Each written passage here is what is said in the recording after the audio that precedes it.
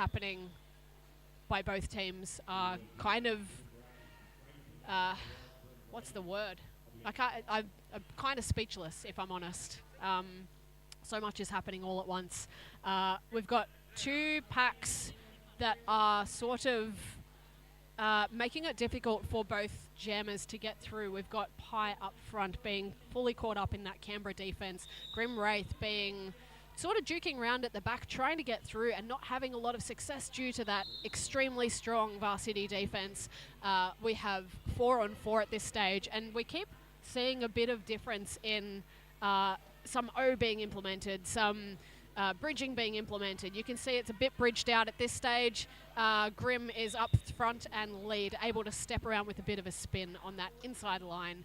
Some really nice O happening on that inside line from Varsity, trying to get Pie out, and a quick recycle by Varsity. A very nice jump on that inside line by Grim. Able to put up 4 points and call it. That is textbook. Excuse me, we have not called it. Game is on. My apologies, a bit of whistle bleed there. Grim able to get through again, and 4 points. Still doing circles. I'm seeing direction from the bench to keep going, keep going, keep going. Getting drifted backwards and knocked to that outside line. Goosebumps. Goosebumps coverage on that outside line. Very nice work. Not able to put up more points on that final pass, which is great. Sometimes you just need that one blocker. Sometimes that is more than enough. The jammers are quite fast in this game, which is great, but it means that sometimes if you've got a blocker in the right place, you can do a lot of trajectory change, ensuring that some of the jammers go straight out of bounds with very little movement from the blockers if you put a blocker in the right spot. And that's what it looked like to me with Goosebumps there. However, Canberra, 7 points, scoreless Varsity. You know, every team is having a win. Absolutely they are. We've still got 14 minutes left in this game, and I know it seems a bit low scoring, but power jams can change everything, and the bench crews on these teams so aware of everything that's going on, making it come down to every individual point. Every little review is helping. You know, it's kind of impressive. So Copter's in the middle having a bit of a chat. I don't think this is an official review. I think this is just an official timeout, and we're just taking advantage of having a chat to the crew in the middle, seeing what's going on. Yeah, we also have some really good mirroring happening on this inside line. This is really good to see. Another great strategy implemented by Varsity. Such a crew. So to make a derby game happen to this caliber, is so many hands on deck. We've got, generally, I think in this game, we've got full roster, I believe. So we'd be looking at about 15 skaters a team. I say about. That's generally what a full roster is, just for anyone that's not really familiar with derby. They're a mix of jammers and blockers. We've got a couple of captains, and we've got bench crew, which some people do lineup tracking just to ensure that people get even goes, or if someone's having a rough time, they've got someone to chat to. We've got bench crew, which is able to see what's going on track. Speaking of, let's get back to it. We've got Joe Dirt jamming for Varsity, and Fast and Furiosa leaping on the outside line. Very, very, a bit of jammer on jammer action on the side. It looks like Fast and Furiosa was able to knock Joe Dirt out of bounds and try and drag them back. And Joe Dirt was not having it. Joe Dirt was lead, as demonstrated on that inside line, getting through, staying upright in bounds, clean as, and calling it off. As soon as they were knocked out of bounds, looked to the bench. What do you want me to do? Do you want me to keep going, go backwards, call it? What happened there, for people that are not familiar with derby, if you are knocked out of bounds by a player that stays in bounds, you have to re-enter behind them legally, and that's what happened. They were knocked out of bounds. We are back to it. We have 2-2. Pink Mist going to the penalty box. Both jammers out quite quickly, and I'm seeing that... Oh, There's a bit of jammer on jammer action here. It looks like Beethoven and Pi are very evenly matched. Pi was able to get through up front, and Pi scoring a few more points than Beethoven. That is what you like to see. Well, you like to see, just for clarification, if one team has lead jammer, the other team often wants to put the pressure on and score more points than the team that has the lead. And in this case, that's exactly what happened. Canberra had lead, but were not able to put up more points than Varsity. Very nice work to Varsity and Pi right there. And also a shout out to the defense. Varsity were able to hold back Beethoven on the way through. Beethoven absolutely making the great call off there as instructed by the bench. And look, know how I was just spilling about, points differential? We've had an adjustment to points here. I thought, from my vantage point, Beethoven did not get those extra points. Okay, we've had another change. I might just need to be quiet. Hey, take a breath, take a drink. In the meantime, we have got some scat break. Ready? And we're back to it. Scat break. No? I heard a rolling whistle and a 5 seconds, and yet we are at a standstill. Scat break was too much. We broke it. I'm sorry. That was, just for FYI, that was Curls, who is in-house announcing. Curls and I are doing some scatting for 3 seconds, just in case we had too much dead air. We love dead air. No, we don't love dead air. We love talking. I was interested to see what's going on. I know that the camera is directed at the jammer pivot line, like our starting point. I'm seeing some skaters go towards the medics. They are upright, they are okay, they are happy. Possibly they need a band-aid, possibly there's just a bit of a quick stoppage to get some medical attention. But they look okay at the moment, so that's a good sign. I always love to see that. We want our people safe. Safety is the priority, straight up. So now that there have been no more score adjustments, let me get back on my spiel. We had a 1-3 advantage, so that's what we were talking about in terms of strategy, calling it, and putting the pressure on. So Canberra were able to call it, but Varsity were able to put pressure on and get 2 more points. Back to it. We have Joe Dirt doing a little side surf there on the inside line. Side surfing is pretty bloody difficult. Nice work. We have a bit of a chase out there by Luna Shovegood, but not before Grim Wraith was out. Both jammers out, both jammers not scoring any points. So we have had a call off. Oh, excuse me. We have Varsity scoring points. I think I am looking at the wrong people sometimes. I keep seeing hands in the air, but sometimes it's a skater talking to the bench, and I think it's points in the air. My apologies. Varsity, 4 points on that one. Canberra 0 for that jam. Pi strengthening out. Fury strengthening out. Very, very short space between Fury and Pi.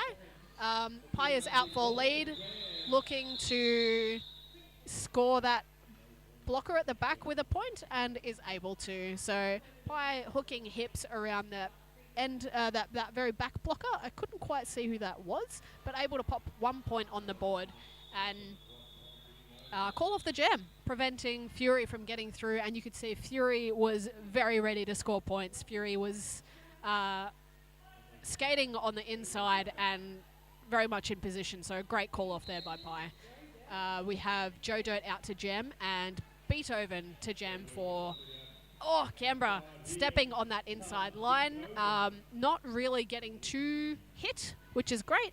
A lovely hit out there by 196. Who are you? Rosetta Bloodstone. Very nice hit out and quick recycle. And we've also got Jacqueline Hyde. Great defense there, and Joe Dirt has passed the star to Regulator. Regulator popping that star on. In the meantime, Beethoven getting points, pushing that pack all the way up front and calling it off, ensuring that they got that last point. But Varsity were able to pop up 2 for that pass, which is great. Any points on the board is great. So for that particular jam, we had 8 going to Canberra and 2 going to Varsity. So Canberra didn't quite call it off in time before Varsity scored points. That's A-OK. There's still a bit of a differential there. We've got Canberra on 159 and Varsity on 109. There's an official review going to Varsity. Looks like Copter is, good idea. I'm going to come. Coming in.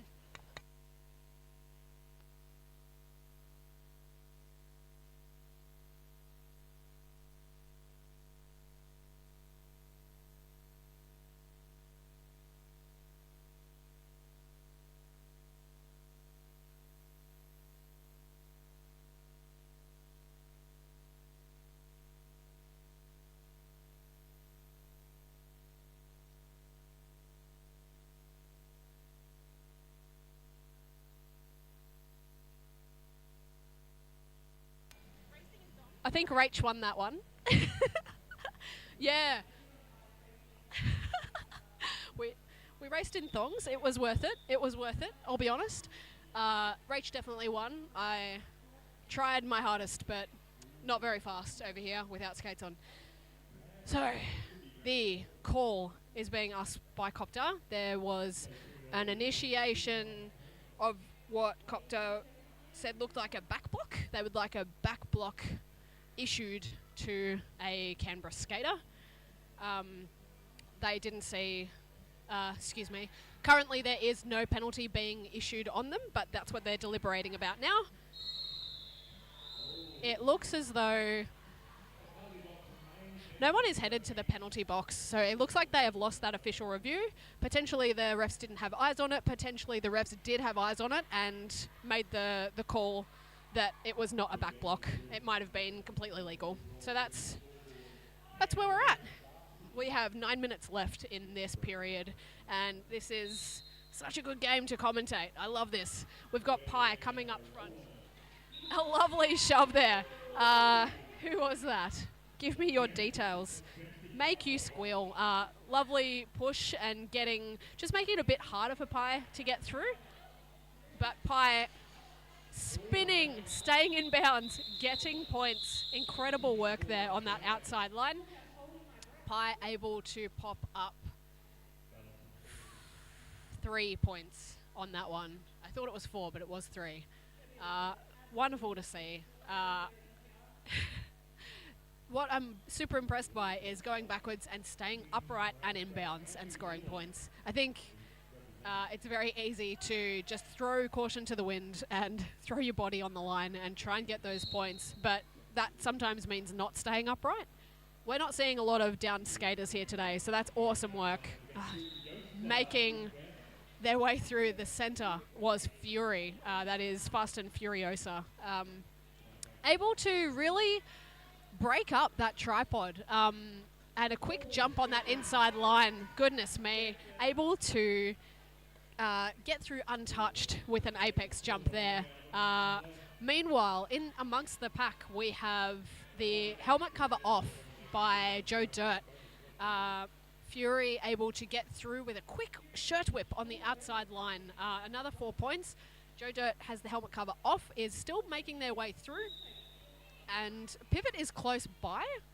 I think we are just putting ourselves in positions to be able to take the pass or to be able to push through. So there's a bit of the pack is moving around gently, sort of coasting around Joe Dirt is able to get through on that outside line just by stashing it. There was no pass. Meanwhile, Fury is juking and jiving and stepping on that inside line. It looks like there's a bit of a spill up front here. Some skaters a bit slow to get up, but able to get up, so that's good. Fury is, meanwhile, coasting through on that outside, moved out and moved backwards by Bloxy. Very nice work, Varsity. Moving, recycling. Fury getting through on that inside line, popping up another 4 points. We're on turn 2 at the moment. And a call off by Fury there. Fury was able to put up 20 points in that jam, just extending that lead a little bit. Varsity still able to pop up points. Awesome work. And really great recycling on a jammer that is quite fast and quite strong. They're able to push basically an entire tripod forward and through the center. So really amazing work there by Fury. She's doing awesome this game. We have on the lineup Beethoven and Pi, a common matchup, and Pi through on turn 1, able to get lead and stride through around. Not about half a track behind, we have Beethoven. Beethoven is not lead, but can possibly put the pressure on before the call off. And it looks like Beethoven has lapped Pi and is now in front. Not a full lap, they've just overtaken Pi. Sorry, that was the wrong terminology. Beethoven threw on the outside line, but moved out of bounds and recycled back. Pi was calling that one off, but I believe it was evensies in terms of points. So 4-4 on that one. Excuse me. Right as I say it, I keep looking at the scoreboard and then it changes. Need to take a moment, have a breath, have a sip of water. Don't listen to me though. Don't listen to me sip water. And we're back. 5-second call. So that was a 470 jam. Canberra. Grim Wraith is skating for Canberra. Quite a regular jam lineup on both teams. Joe Dirt as well. It looks like we have a full lineup on track and it is fully scrummed. It's really tight in there and not a lot of room to move. So there's a little bit of falling down, a couple of skates getting locked up. I totally feel that. It is really, really tight in there. And when you've got no room to move, it can get a bit trippy. Everyone's still on the track though. Everyone's up and inbounds and happy. Joe Dirt through lead on a scoring pass. It looks like the Jammer Star has been taken off for Grim Wraith. Still locked up at the back, trying to get through backwards on one skate, but able to get through on that inside line. Able to pop the star back on and get ready to score points, but it has been called off by Joe Dirt there. They were knocked to the inside line. Timeout. Okay. There has been a timeout taken by... I'll just check. I can't see. On stream. Stream saves us. You can see the little flashing dot next to Varsity. That is a demonstration of a timeout being taken. Some cheers for Canberra Roller Derby League. I hope to hear some cheers for both teams. Cheers for Varsity. I like it. I like it. Non-skating officials get the biggest cheer. That's how it should be. We love our NSOs. We love our skating officials. We're having a quick break. Team timeout, as discussed. Team timeouts usually go for a minute. And it's just a quick check-in. Really good to use it. We're, 4 minutes left in the game. If you've got them, use them. It's a great way to just take a bit of a breather and reset. Sometimes it's good to take a bit of a moment to see what strategies are working, what strategies are not working, have a bit of a breathe, and sometimes that can really change a game. So really good time to take one. 5 seconds. We are back to the action on track. Pie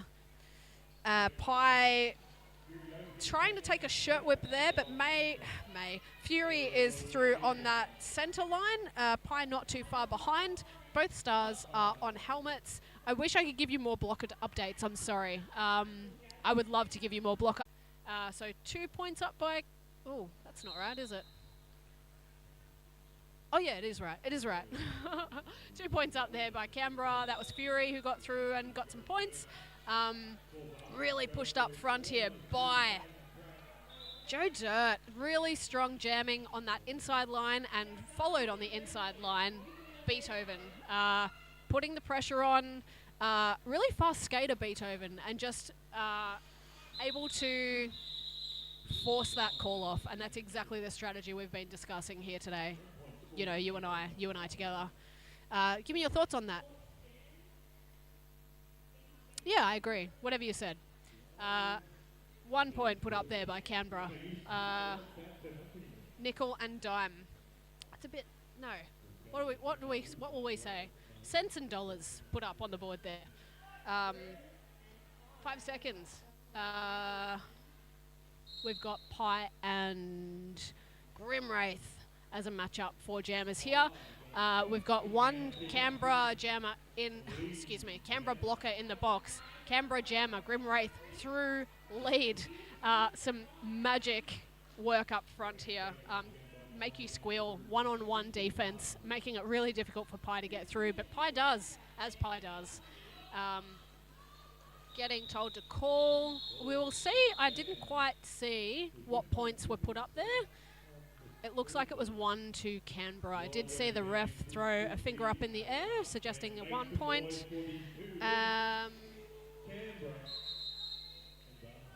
We've got a team timeout being taken by Varsity. Again, great time to take one. Oh. I'm confused. I don't see any timeouts on the stream. But they're taking one. My brain, it hurts. All right, so I think potentially the official I was looking at is pointing in the direction of both teams, and I assumed it was Varsity, but it is Canberra. We're alive over here. I'm sorry. You've just got me and my brain. Team timeout taken by Canberra. Good time to take it. Looks like they've got one more stashed if they need it. While we're getting stuff sorted, another scat break. Very nice work, and we are back to it. We have a lineup that's 5 seconds. 187 to Canberra. Varsity 131. It looks like we have Beethoven and Joe Dirt on the line. Beethoven having great success getting through that center line, able to stride through, not get knocked down. Joe Dirt a little bit locked up by that defense, and some great one-on-one action there. Knocked to the inside, but also knocked down. It looks like Beethoven has been issued a penalty there, so it's now a power jam to Joe Dirt. Beethoven was lead, so this will be a 2-minute jam, I believe. The stream looks like Beethoven was called for a forearms. I think that's what the F is. And 333, Lemmy Adam looks like they've gone to the box for a multiplayer.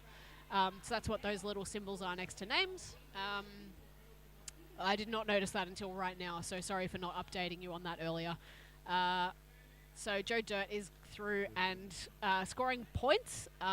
We will double check if, yes, they were knocked out of bounds and getting recycled back by Fury. Wearing the pivot at the moment. In the meantime, Beethoven is out of the box and able to come through. It's a bit of a tumble at the back there by Canberra. Able to get back up and maybe provide some offense for Beethoven.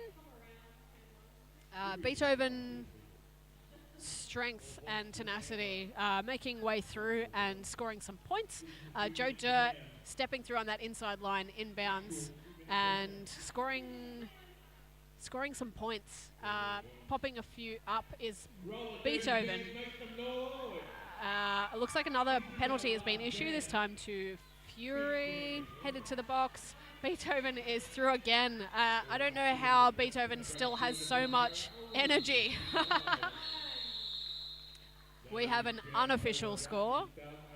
So this is the end of the game. We will see if there is one more jam. Make some noise at home. Let me hear you. That was pretty good. Thanks. I appreciate it. Scores that were put up in that jam were 12 points to Canberra, Canberra Roller Derby League, and Varsity Derby League, 8 points. Oh, look, every time. I've even waited. I even got you to cheer. I digress. Anyway. Unofficial score, we have 200. Rolling whistle, official score. We have 16 points put up in that final jam by Canberra Roller Derby League, bringing their total to 203 and winning. Varsity putting up 8 points in that last jam and able to pop 139 on the board for this game. So extremely good work and extremely well matched teams. I often say, and I mean it, the points on the board really don't equate to the action that happens on track.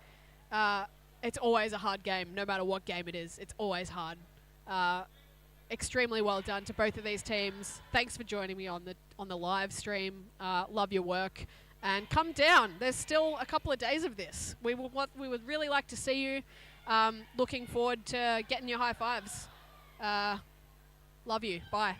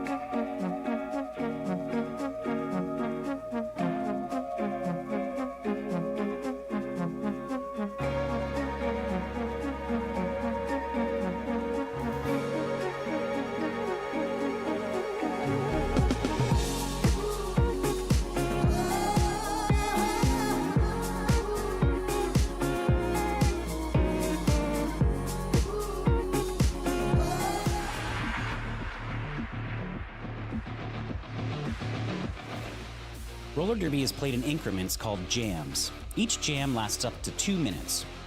Both teams field up to 5 skaters at the start of the jam. 4 of these skaters are called blockers, and 1 is called the jammer. The jammer wears a helmet cover with a star on it and scores points for the team.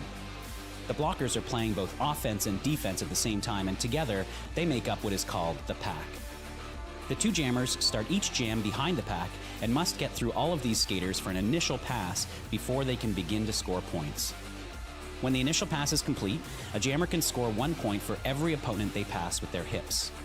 The first jammer out of the pack legally is declared lead jammer, which means they can end the jam anytime they want before the 2 minutes are up. Sounds easy, right?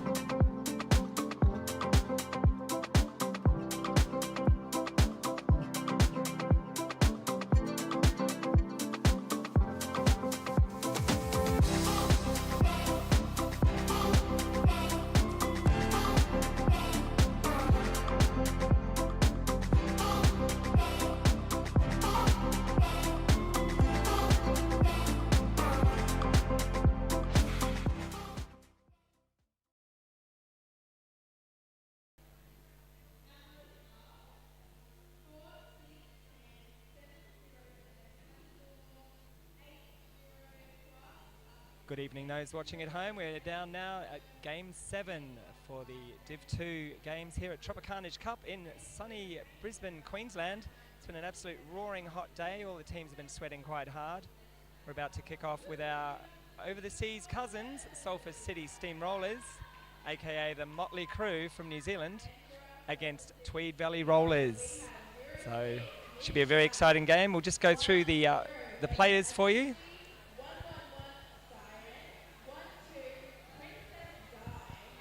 And we have Sulphur City Steamrollers, 04, Jolly Hui, 10, Her Majesty, 12, Princess Di, 14, Grim Sleeper, 187, Primeval, 229, Diamond, 50, Sadistic Doll, 91, Nuclear, 06, Mitch Slap, 111, Siren, 126, Smith, 175, Jaws, 199, Monsterella, 242, Nat Demon, and 51, Chuck A. Wobbly.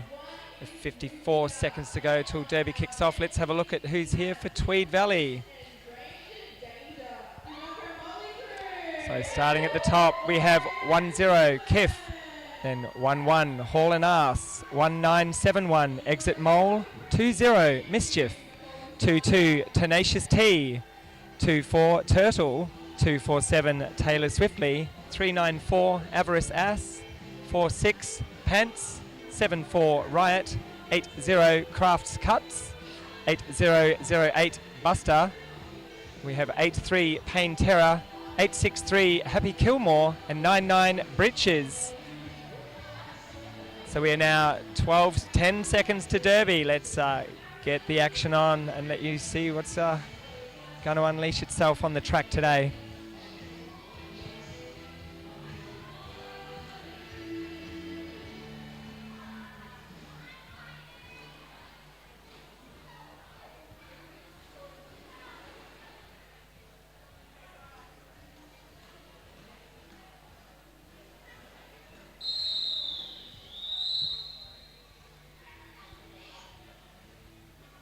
So kia ora to all of those watching from over the Dutch. Hopefully Sulphur City will put on a good show for us today. And let's see how that goes. Just waiting for the jammer lineup. We have 10 Kif from TVR and Motley Crue from Sulphur City. Lovely bit of work there. And Sulphur City out nice and quick. Lovely bit of a lead there. Fantastic. 2 TVR skaters heading to the bin already. And now closely followed by the pivot from Sulphur City. So 2 pivots in the bin.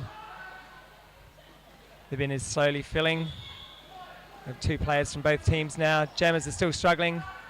Kif is finally out on her initial. Bit of a chase going on now. We currently have just 3 players on track. 2 for TVR. They're keeping a nice running pack. 1 for Sulphur City. They're slowly coming back in now. Hopefully be a quick points and call, but you never know how things play out in Derbyland. Lovely jump there by Kif on the inside. They're still running. Looks like Sulphur City are going to try and get themselves a full team back on track. Just looking to the bench there, and a nice call off there by 178. Motley Crue.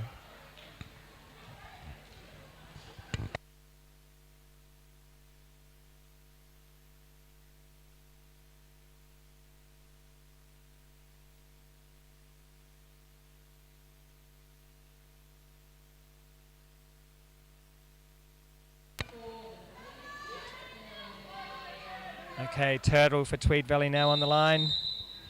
And, oh, no, referees are giving it a call. Looks like we're doing some timing checking from the box. So official timeout, just doing its run.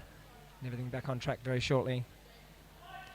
Current score, Sulphur City Steamrollers 12, Tweed Valley Rollers 4. So Grim Sleeper 199 and Turtle 1-1 from Tweed Valley. So lovely work there by Grim Sleeper, who now has lead. Turtle still fighting their way out of the pack. Grim Sleeper coming in for the first set of points. Lovely dig to the outside and then cutting back through the middle. Action at both ends now as jammers are both engaged.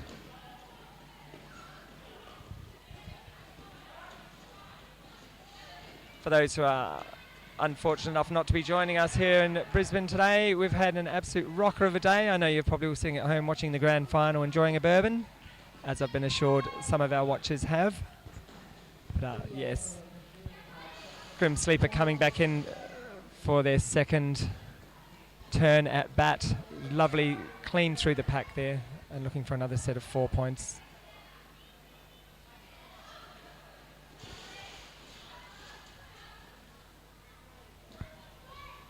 And continuing on.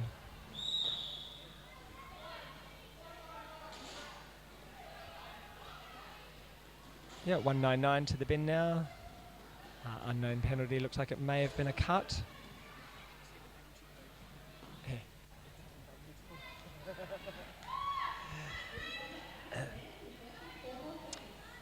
Grim Sleeper regretting their life choices and still cutting several laps. Score slowly ticking over. It's a 16-point jam at the moment. And there's been a pass. Shellraiser is still Turtle coming round. And the jam called 16-0. Wonderful work there by Sulphur City. Some very nice on track. work there. Also a quick shout out to supporters of Tenacious T who got engaged this week. Fantastic job. I see she's not skating with the rock on. We can't have her skating too slowly. All right. So we have Nuclear at Sulphur City, number 199 versus Tweed Valley Rollers Tenacious, Speak of the Devil. And Nuclear out beautifully there for lead jammer. Nice aggressive blocking there from the pivots. Fantastic work. And Tenacious driving through the top of the pack. Lovely bit of body work there. And here comes the support. Meanwhile, Nuclear back in there for their second pass on the inside. Oh, nice bit of turn there. Ride the hips. One set to go and through.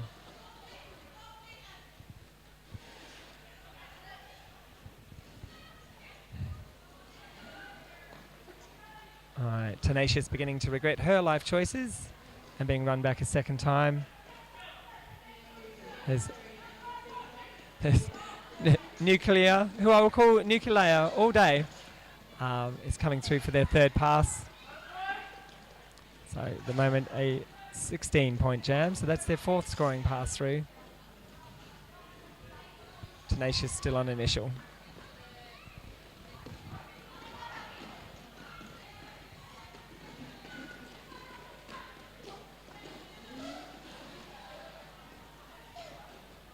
Alright, TVR now holding the pack to the back. Looks like we've got a split pack developing. And Nuclear driving her way through beautifully.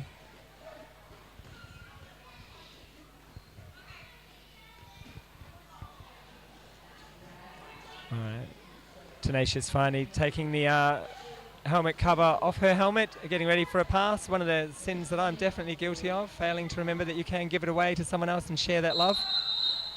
And that's the end of the jam. It's a 28-point jam to Sulphur City, to 0, sorry, for Tweed Valley Rollers.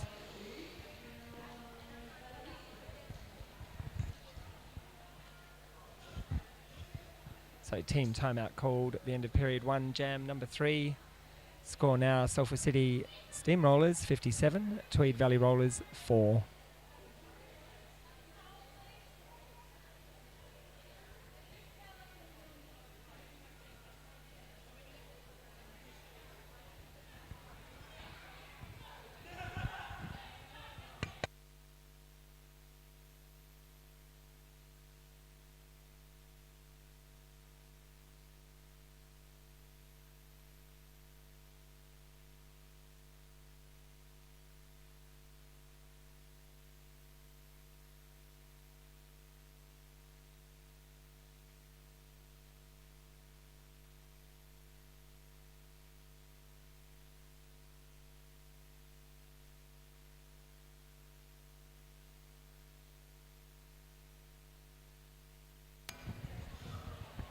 Okay, team timeout over. Both teams now returning to track.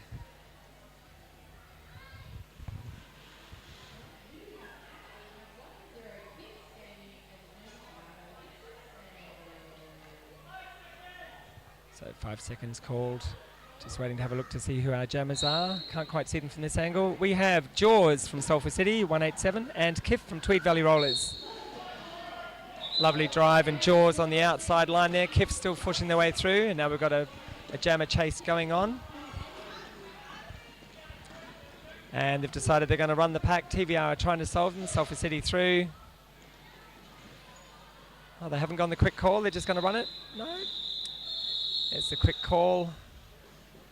And just in time, stopping Kiff getting the shank in the back there. So a 4-0 jam 4.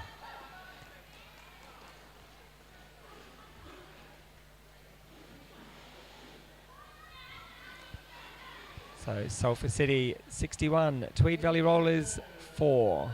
For those just joining us now, this is Div 2, Game 9 at Tropicarnage Cup here in Brisbane, Queensland. Lovely bit of work there. Grim Sleeper was our jammer of choice for this round. Straight through for lead. And Turtle for TVR coming through the pack now. A big solid hit there from, looks like Buster. I've felt a few of those before. They are quite solid. Grim Sleeper, lovely grinding and pushing through on the inside. And Turtle still sitting in the back, looking for a pass. Nice fake to Buster. Sleeper, meanwhile, just a lovely S-bend through the middle of the pack there, untouched.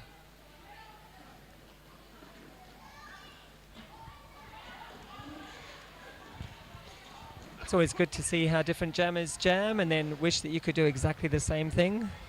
I try it every now and then and I usually fail equally brilliantly. All right, Grim Sleeper has worked their way through. And Turtle is still in the back. Looks like we're going for a pass, but no, they've managed to sneak through. Wonderful work. A call of points going. Possible low block there from 247. Tweed Valley Rollers. Jam called off. Lovely work there by Grim Sleeper. And at this point in time, it looks like 247 has gone in for a penalty for Tweed Valley Rollers. Current score sitting at, for period 1, Jam 5, Sulphur City 77, Tweed Valley Rollers still on 4.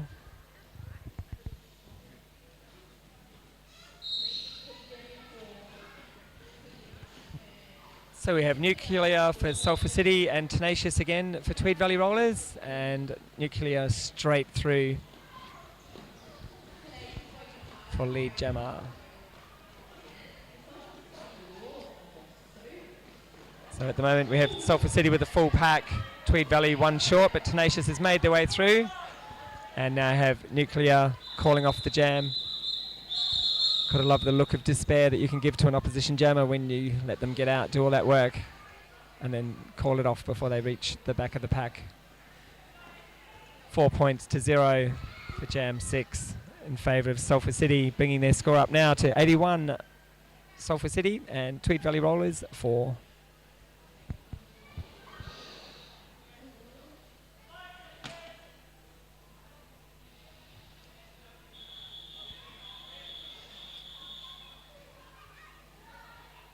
Looks like we may have a penalty awarded to the bench for failing to field a jammer. It's having a look.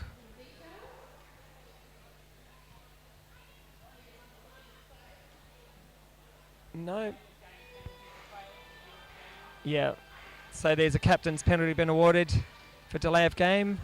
Tweed Valley Rollers caught short with no jammer, so that penalty now being served. And now we have Kiff out to jam for Tweed Valley Rollers.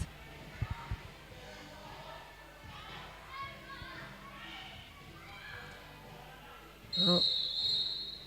There's another official timeout. Looks like we're getting another player removed from the track for numbers. So 5-second call, official timeout's done. As I said before, we have Kiff jamming for Tweed Valley Rollers and Jaws, who has just got out on lead for Sulphur City. Lovely strong work here from Sulphur City, very impressive. Lovely to see them coming over and doing all the things. Making me homesick, brothers and sisters. And of course cousins. All right, Kiff seeing off some attention, some attempted jammer on jammer action. And now pushing to force that call. Meanwhile, Jaws has now been sent for a penalty for a cut, giving Kiff an opportunity as the Tweed Valley now return to full strength on track with only 2 blockers for Sulphur City present. One who looks like Miss Diamond.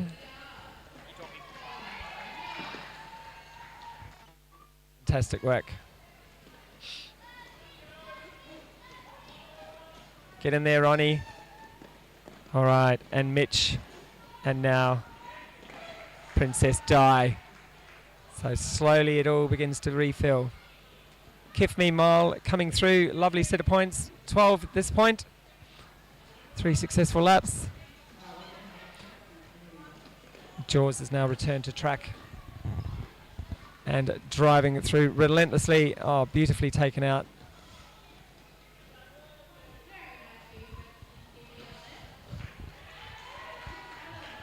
And Kif now being pursued.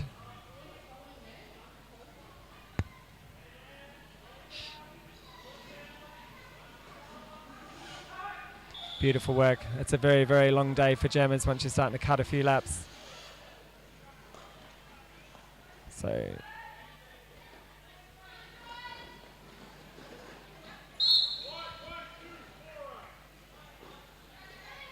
right, 1-2 forearms penalty there. So Princess Di heading to the bin.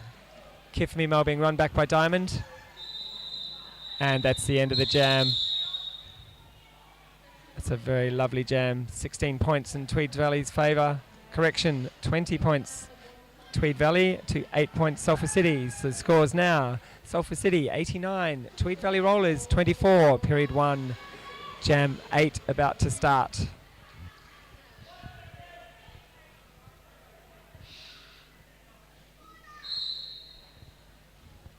So Grim Sleeper for Sulphur City versus Turtle for Tweed Valley Rollers. Nice strong work there from Tweed Valley Tweed Valley's walls, and Turtles out, but followed hard behind by Grim Sleeper. It'll be interesting to see how they decide to play this one. Looking for the early call. Calling it as they make their way through the pack, but not seen, I don't believe, by the jam ref. 2-4. So Turtle went out of bounds before any whistle, and then called it while out of play, so that's a cut track penalty. So now lead is gone. We've gone into a 2-minute jam. I love these. Other people don't. Grim Sleeper, we'll see how they manage. Lovely bit of work there. And straight through the pack. Beautifully done by Sulphur City.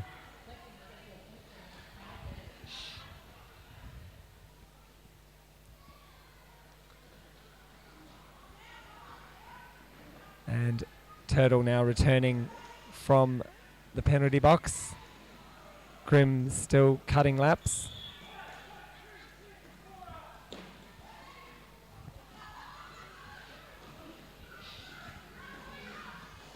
Lovely work there by Turtle, getting through.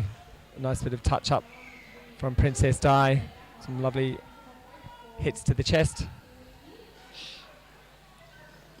And Turtle straight back in there yet again.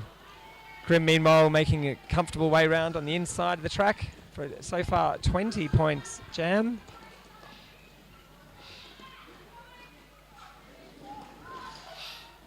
And holding in beautifully on the track with a little 360. That's the end of the jam. 20 points to Sulphur City, correction 24. Gotta love it when there's a slow refresh. 24 points, Sulphur City to 8 points for Tweed Valley Rollers. Bringing the scores now at the end of Jam 8, period 1, to Sulphur City 1-1-3, Tweed Valley Rollers 3-2-32.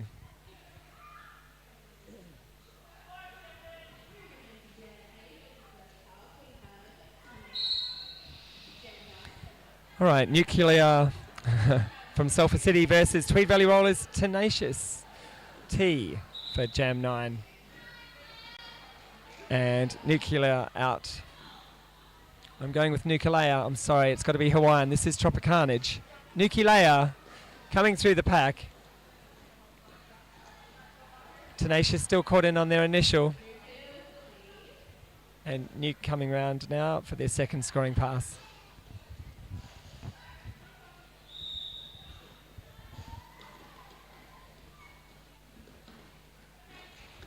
Beautifully done. Tenacious was looking for a pass, but it had to be handed back. At the back there, I saw their pivot handing it over. At least they're not getting a penalty, but they were advised that they were not the jammer and had to hand it back.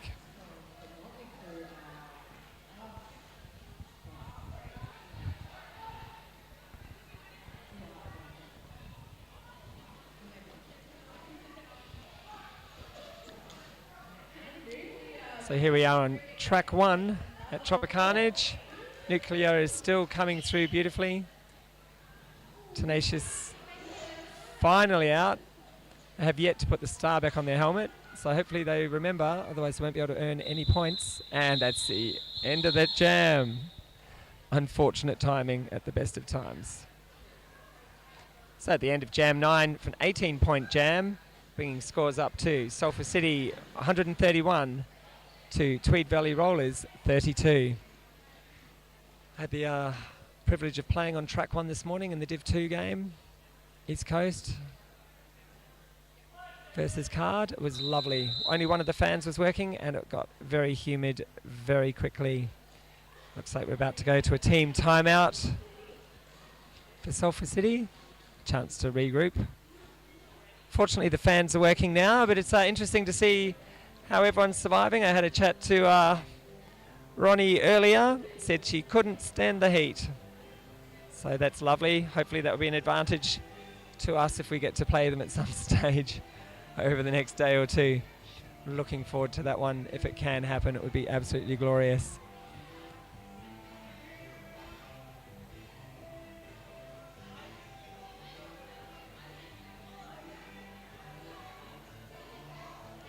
So for anyone joining us now, this is Division 2, Game 9, Sulphur City Steamrollers, the Motley Crew, versus Tweed Valley Rollers, the Valley Vixens. So quite an interesting game. We're still in the first half with 13 minutes and 4 seconds to go. They're sitting currently on a team timeout at the end of Jam 9. Sulphur City 131 to Tweed Valley Rollers 32.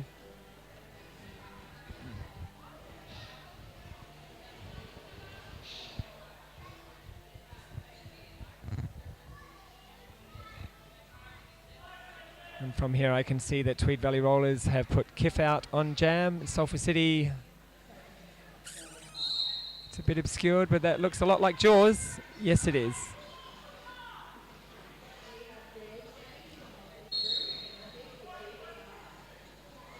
And a forearms penalty to Sulphur City blocker. Kiff for lead, followed hotly behind by Jaws. Always love it when you get the chance to shank a jammer if you're chasing up nice and hard, trying to force those early call-offs. Possibly very lucky not to get a skating out of bounds penalty. Looks like there was sufficient contact from Sulphur City to have forced her out of bounds, and then just trying to maintain those feet while calling madly. So just a quick 3 points picked up there by Tweed Valley Rollers to a donut for Sulphur City, bringing Tweed Valley's score up to 35, Sulphur City 131. As we fight our way into period 1, Jam 11, we have Grim Sleeper for Sulphur City and Turtle for Tweed Valley. Grim Reaper straight through the pack and out for lead beautifully yet again. A lot of grind going on in the back, and there goes Shell. Turtles out. Fantastic work. Grim Sleeper picking up a quick 4 points. And a nice call off there. Maintaining that 4-0 lead on the jam. Also managed to trap Tweed Valley's jammer in the penalty box. Looks like there may have been a star pass and a penalty. Unless I'm sadly mistaken.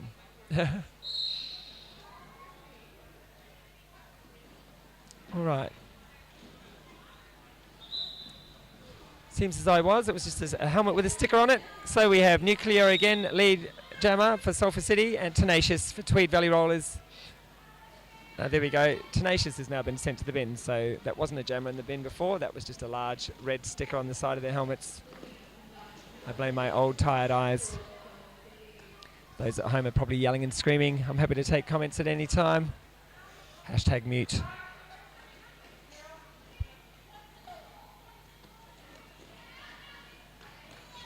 And then a lovely call off by Nuclear there. Just keeping that point advantage going. 8-0. Sulphur City now 143. Tweed Valley Rollers 35. Period 1 Jam 12.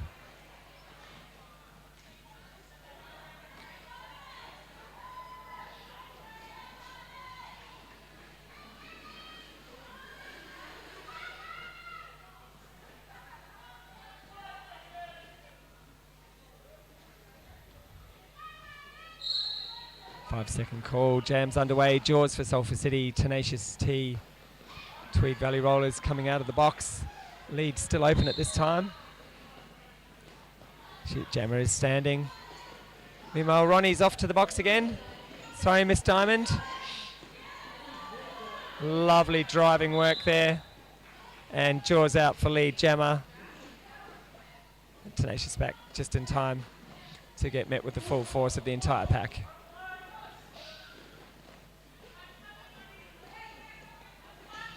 And the outside lane nice and open. Jaws sailing through for 4 points. Tenacious with a quick return from off track, but unsuccessful trying to push through. Beautiful outside spin. Oh, a diving hit there from Buster. And a leg block penalty. Is it 863, sorry, not Buster, it's not 8008. 863.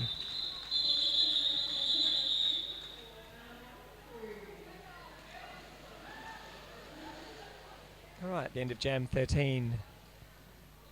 Sulphur City sitting on 155 with a 12-point jam against Tweed Valley Rollers, 35. 154 to 35. There we go. Extra point added in there for the old man not paying attention.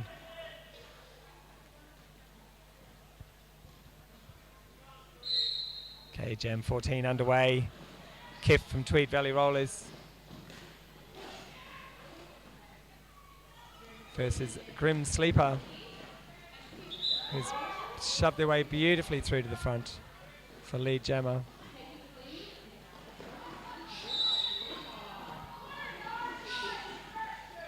And a very nice fast lap. Blue 99 sent for a directional penalty there.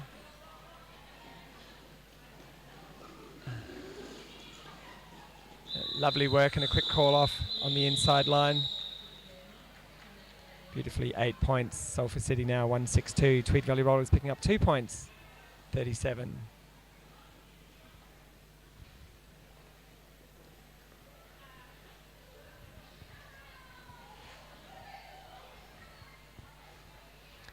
Unfortunately, I'm running off one of the two screens. I can't see the comments as they're coming in, so I can't answer any questions that you may have. I think I'll probably have more. Sulphur City, Jam 15, Nuclear, Tweed Valley Rollers, Turtle, and Sulphur City lead. Nuclear straight out the front there.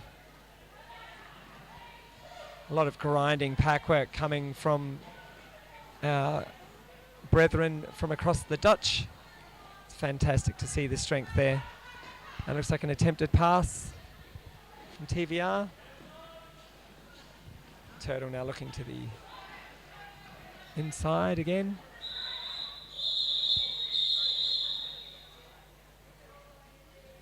And just a quick 4-point jam. All right, 6 minutes, 30 seconds to go until half time here in round Game 9, Division 2, over here on Track 1.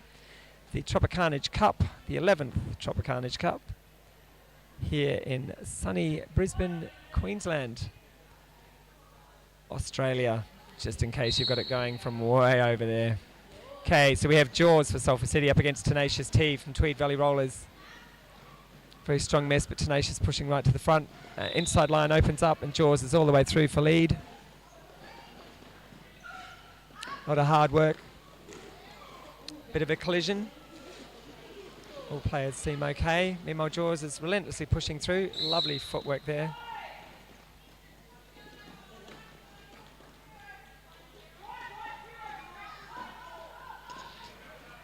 And that looks like a lovely handy pass to Buster, who's now being relentlessly monstered at the front of the pack.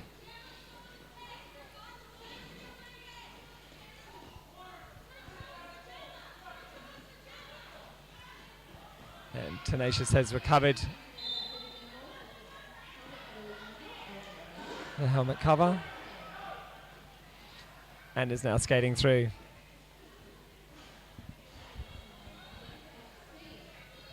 Yep, Jaws still grinding away on Pack there, coming through for another lap. Fantastic work. And a quick call off to save those points. Lovely work from the audience there, screaming at them. So 8-0 Jam. Sulphur City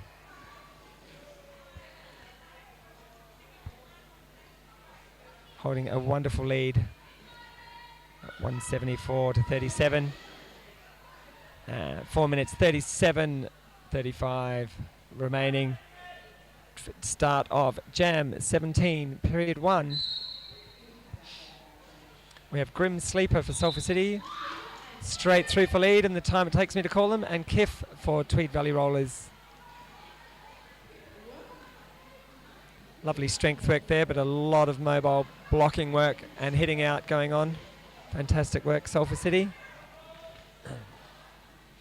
Box now empty.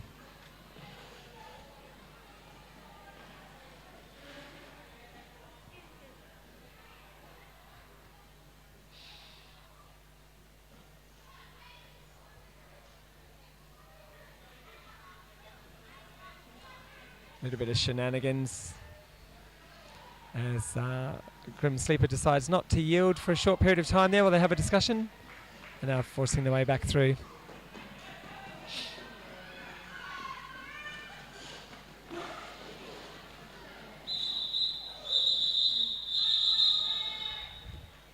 And another quick call off.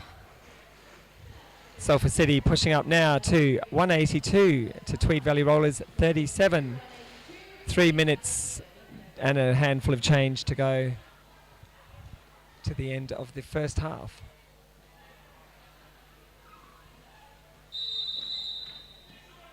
And there's an official timeout for a review being called.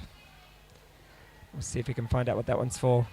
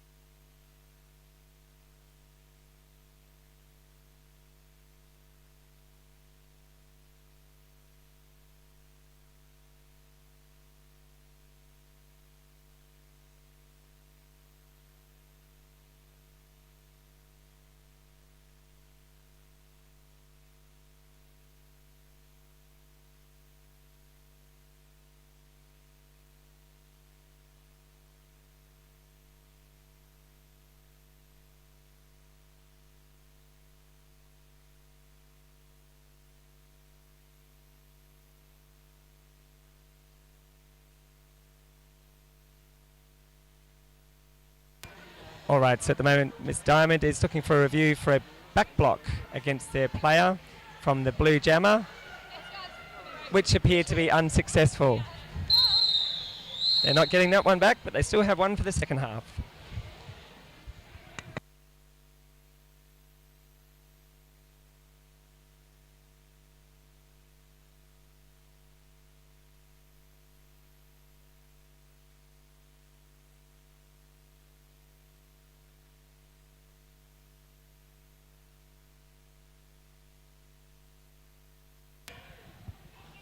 All right, period 1, Jam 18. Let's go. We have Nuclear jamming for Sulphur City, and hopefully have time to say it before they get out. Turtle for Tweed Valley Rollers. It's getting very tight there on the inside line, and Nuclear is straight through. Go Nuclear. Turtle did a beautiful pause on the side there and is out as well. So the pursuit is on with half a track between them. Little step over and call for 4-point Jam.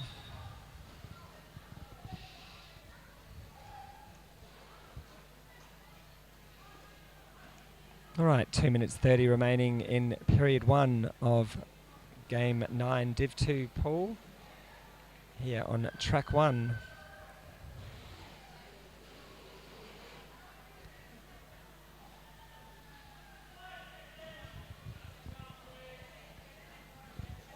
All right, 5 seconds called. Jams underway. We have Jaws from Sulphur City versus Tenacious from Tweed Valley Rollers. Jaws straight through cleanly.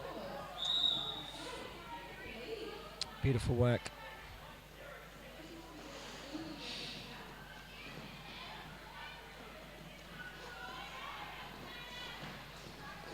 Sulphur City currently with their pivot in the bin. However, they don't seem to be too perturbed. They also have an additional player. 815 being sent for a forearms block there against the white jammer. And Jaws meanwhile continuing on.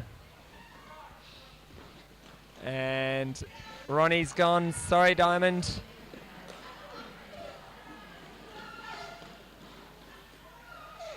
All right, Tenacious coming through on their initial getting in for score, but as always, called off before you get there. Nothing more heartbreaking than busting a gut.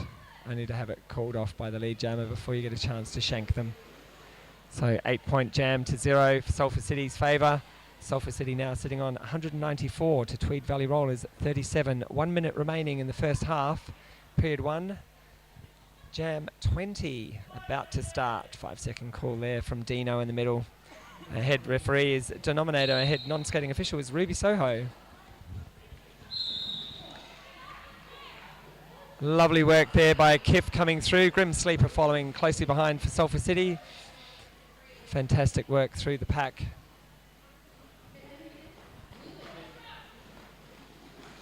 And we met with some very heavy resistance, and Grim Sleeper meanwhile slipping past. Kiff doing some beautiful turning and a quick call off, keeping those points even. Before Grim Sleeper has another chance to come through.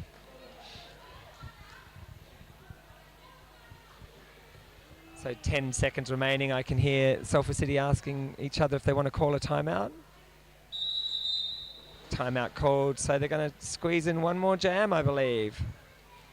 So Sulphur City 198 to Tweed Valley Rollers 41. Timeout called.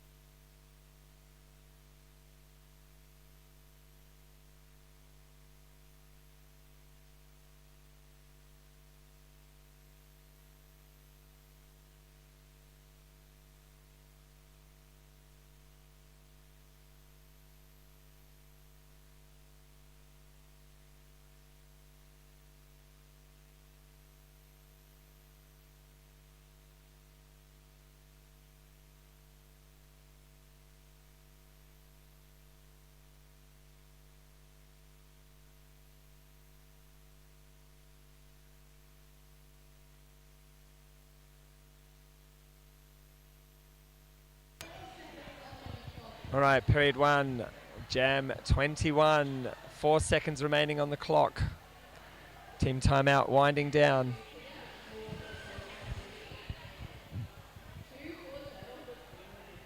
So Tweed Valley Rollers, we have Turtle jamming, and for Sulphur City,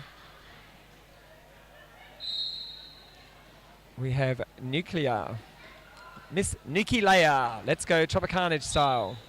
And Nuki-Leia is out for lead. Thank you, Nuclear. Let's go.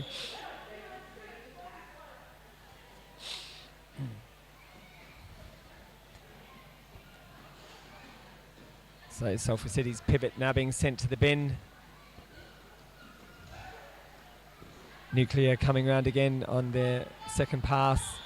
And Turtle finally out on from their initial. Coming in for some points.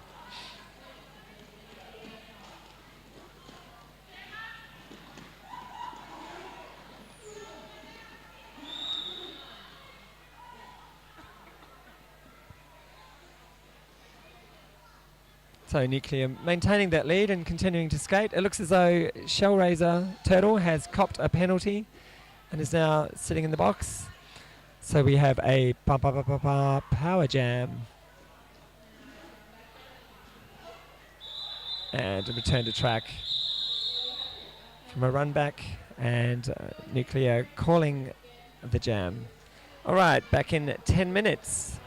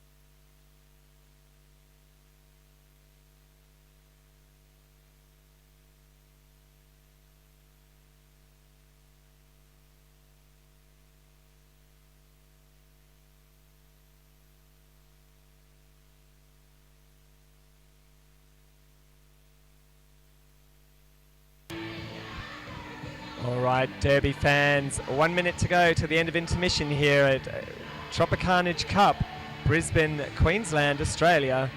It's Game 9, Division 2, Sulphur City Steamrollers, the Motley Crew versus Tweed Valley Rollers, the Valley Vixens. Score is currently standing at Sulphur City 207 to Tweed Valley Rollers 43. A nice series of jams going on. Currently we have some track entertainment occurring. The music's been racked up and the dancers are doing their things.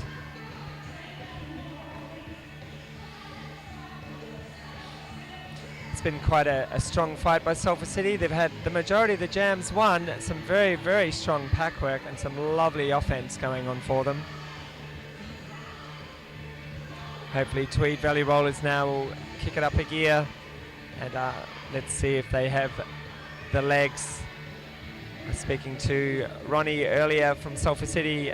He said that the heat may be a factor for them as they're not quite used to it. I saw a koala burst into flames mysteriously sitting in a tree. Yes, these things do happen once we ride our kangaroos down the road.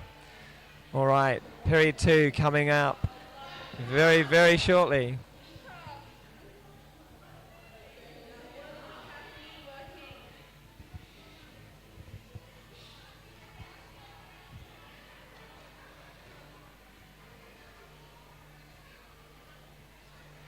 And for those that missed it, head referee denominator, head non-skating official, Ruby Soho. 5-second call there going from Dino. You're all good, just tuck on through. Stay nice and close, yeah, really close.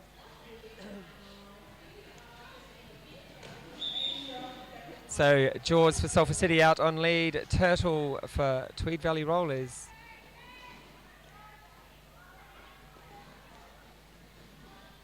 Returning to track, having served a penalty at the end of the previous jam. And Jaws all the way through. Turtle yet to replace the helmet cover and being knocked out and run back by the Sulphur City pivot.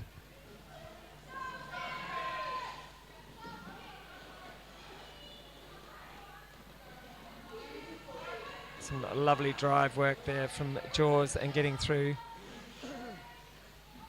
You can hear a call of what sounds like soft kittens from Tweed Valley Rollers. Would love to know what that means. It could just be a hearing issue for me.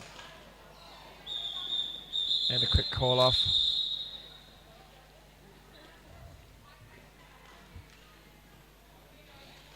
Lovely bit of blocking work there. So Sulphur City 12-point jam to Tweed Valley Rollers 0. So period 2 jam 1 over. Getting ready for jam number 2. And I can see Kiff down there for Tweed Valley Rollers. Eventually I will learn all my cuzzies' names. It does look like Grim Sleeper. Judging by the pace, Grim Sleeper through and earning lead just slightly ahead of Kiff. Must have been by a footstep, not much more. Beautiful turn and call. Sniping 2 points, and Kiff unfortunately on a donut. Some beautiful high-speed work there from both jammers. Fantastic to see that the competition is still fierce.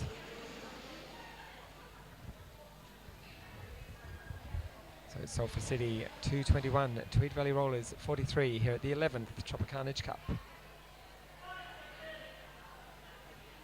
5-second call done. Jam 3 about to undergo. It is Nuclear from Sulphur City versus Tenacious T from Tweed Valley Rollers. Nuclear coming through, tied up with a bit of one-on-one and away successfully for lead jammer. Tenacious, working through beautifully as well as Nuclear re-enters the pack.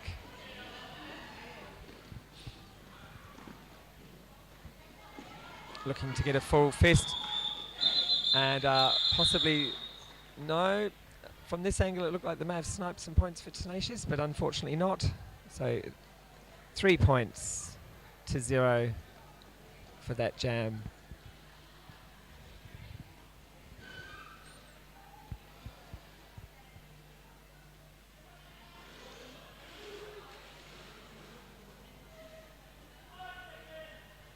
5-second call for the jam number 4. Sulphur City sitting on 224, Tweed Valley Rollers 43. Jaws straight through before I have a chance to say that they are jamming. And Turtle for Tweed Valley Rollers working the way through the pack. Jaws on a beautiful speedy lap there. And through for the first 4 points. Some lovely 2 and 3 wall work there from Sulphur City. Lovely footwork and very clean. Jaws pushing through beautifully, lots of changes of levels, good strong hip work and shoulder work.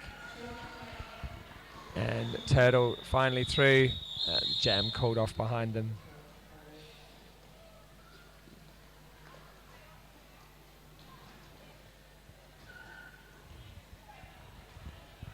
So it's a lovely 8.20 jam in favour of Sulphur City, 232, Tweed Valley Rollers, 43.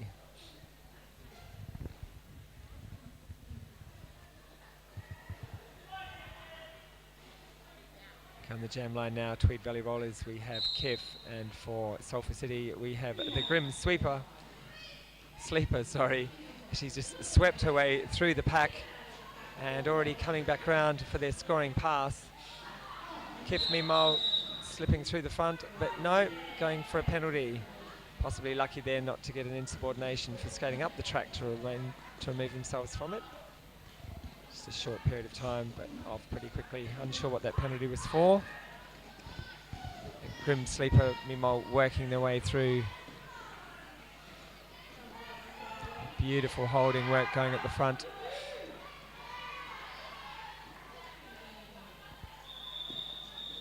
And a quick call off for that power jam advantage. 8 points.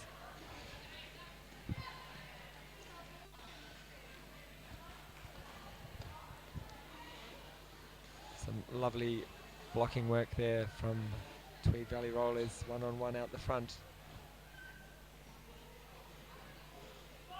Okay, jam 6 about to be underway. Sulphur City 240, Tweed Valley Rollers 43. For those unlucky enough to only have audio. Right, Nuclear again, and lead for Sulphur City. Kif meanwhile still coming out of the bin and back on track. The jammer on jammer action, always exciting, always interesting, but they'll be swapping points for a while. Nuclear looking to a bench to see if they want to get a call off, and looks like she's preparing to do so. And fantastic work there. So just a quick 4 points for Sulphur City to Tweed Valley Rollers 0.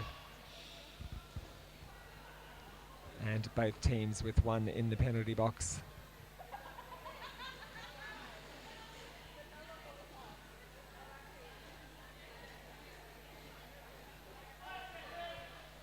Jam number 7 about to be underway. Tenacious T jamming for Tweed Valley Rollers, and Jaws straight through on a big hit, but sliding, maintaining track positioning and coming through for lead jammer for Sulphur City. Punching their way through for their first 4 points. Tenacious meanwhile hit off track, but a forearms penalty going to the Sulphur City pivot. Princess Di, and Tenacious is out.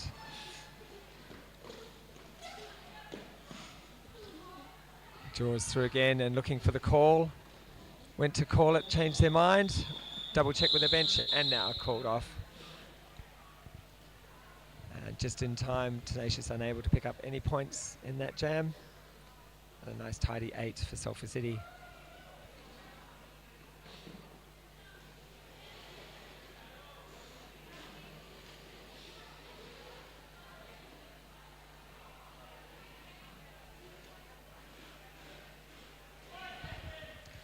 Temperatures finally dropping here inside the main hall. The fans are doing their job.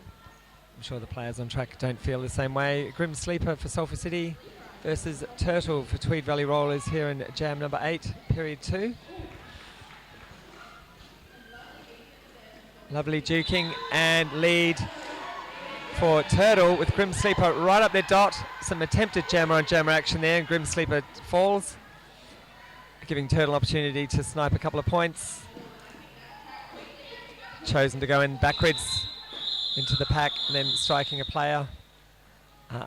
Double donuts. Grim Sleeper also attempting to cut round the outside and copping a hip and being driven off track. Got to love those speedy finishes.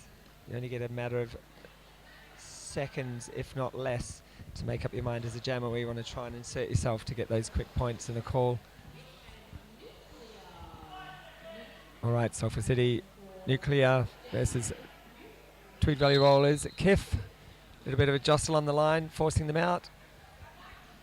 And then a lovely run up the outside line. Kiff with lead. Fantastic work there. Great to see that there's no one giving up on doing anything at this point. It's fantastic to see.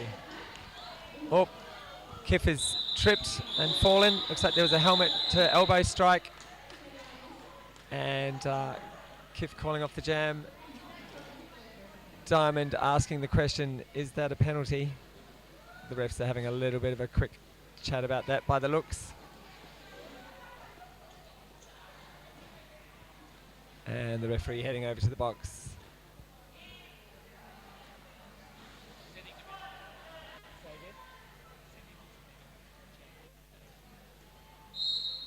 And sending them to medical. It's being discussed as possible head contact. All right, Jaws now jamming it out for Sulphur City. Tweed Valley Rollers tenacious.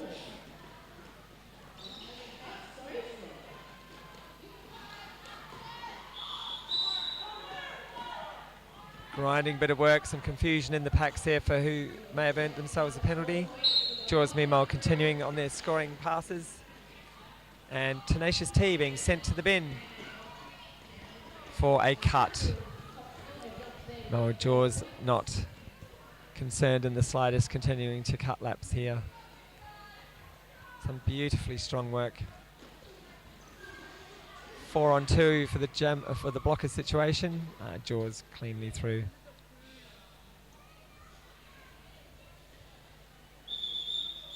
And calling it just to maintain an advantage with 2 TVR players standing in the box. And Tenacious T's as jammer still sitting.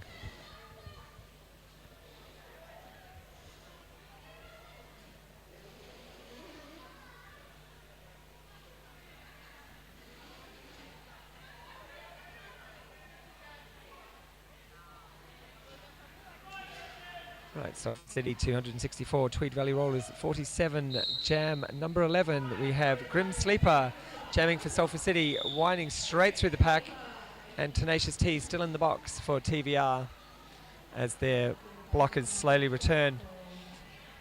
And Tenacious herself takes the track as well. Some lovely strong blocking there from Tweed's 863, whose number's not on my list. So that will remain a mystery at this point.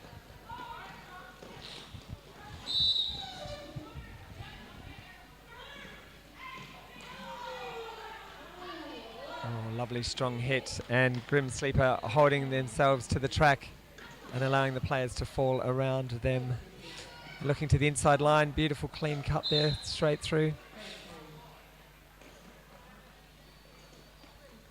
And 815 for Tweed Valley Rollers being sent to the bin for a back block. Lovely straight hit.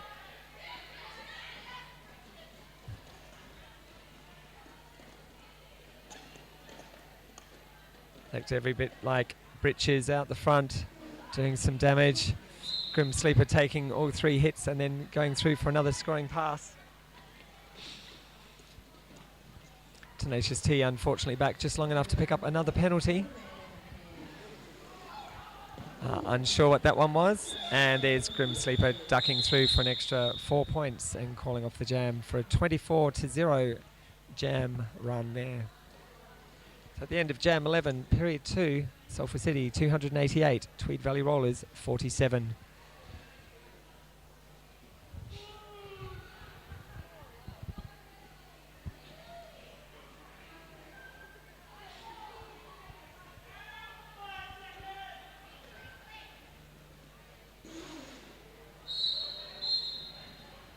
Tweed Valley Rollers skater number 42 trying to get back there in time for the jam start, but unsuccessfully, and remove themselves from track. And then running into a ref in the ref lane. Very fortunate to not be penalised for that one. Meanwhile, we have Nuclear and a power jam start from the bin through for a score. First 4 points and coming round again. Tenacious is now standing, getting ready to come on out, and is indeed returning to track right now. Okay, helmet cover off. A lovely squash there from the wall. Nuclear still coming through, looking to the inside line and straight through. Beautifully done.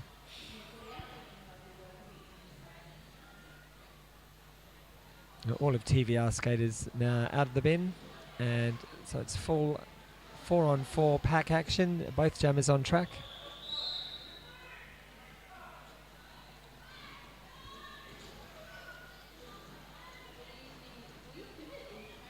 And I spoke way too soon. That looks like Tenacious is back in the box, but there was a successful panty pass.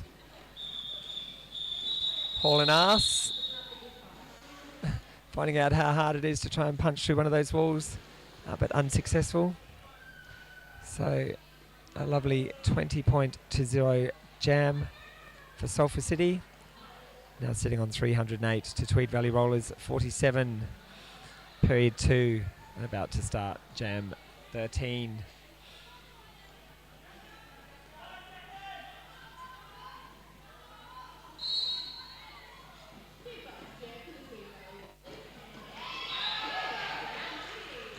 Bit of confusion on track in Sulphur City,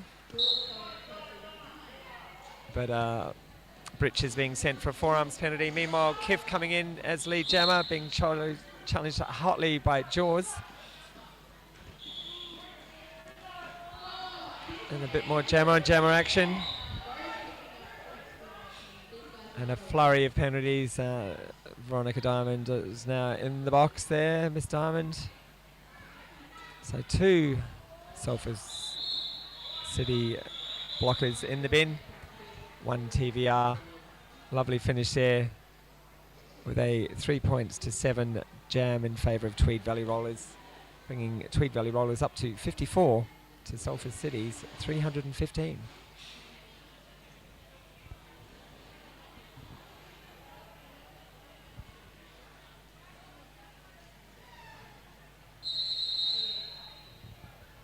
And another official timeout being called. Bit of a conversation between the two boxes and the head NSO.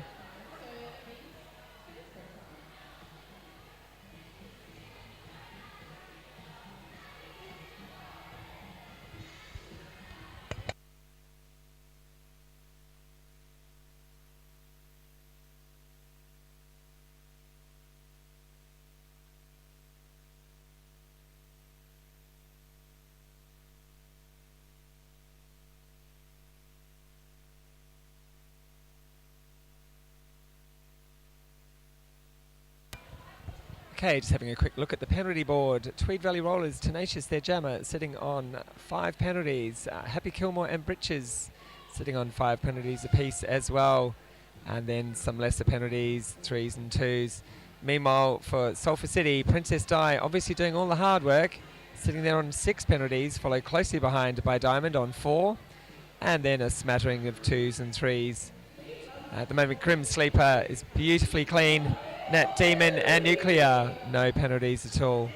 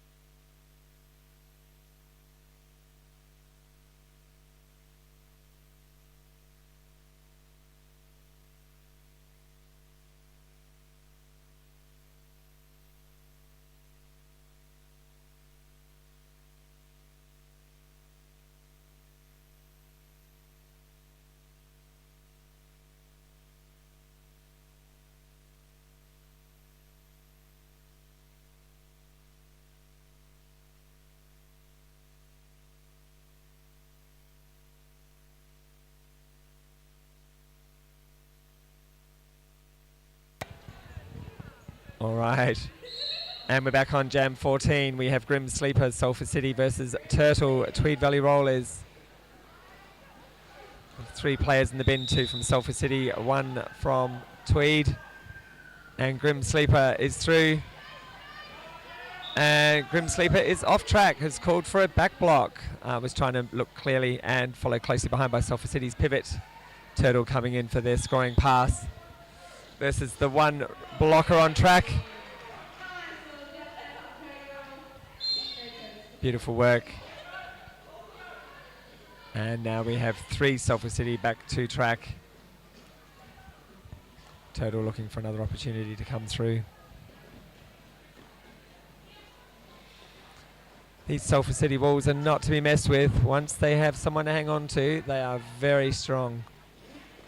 Meanwhile, Grim Sleeper slyly on the track now, returning from penalty, and quick call off there. Lovely work. Fantastic work, Turtle. A nice 7-0 point jam.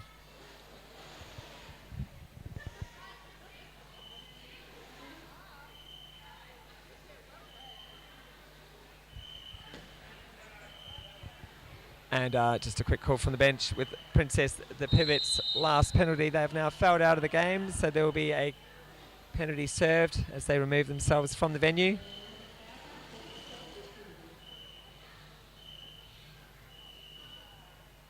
And gearing down as they are. So Princess Di out on the full 7.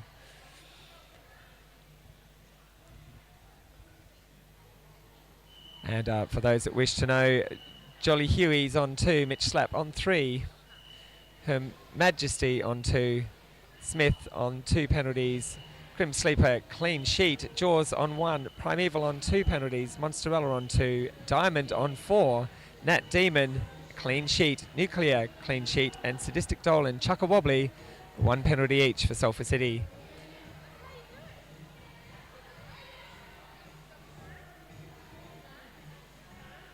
We'll run out of time before I get a chance to do the other side, but we'll come back to those a little bit later on as we start to head into Jam 15.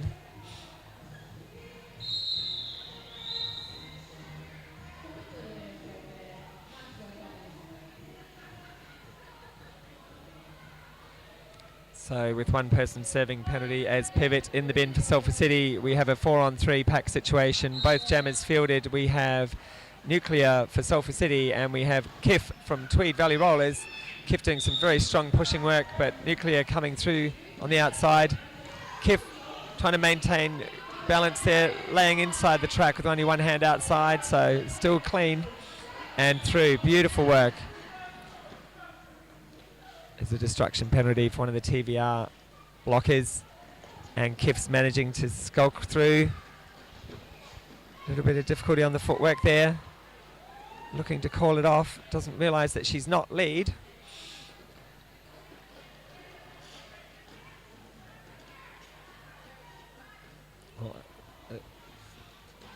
So Kiff not lead, unsuccessful there. Nuclear still sitting on lead.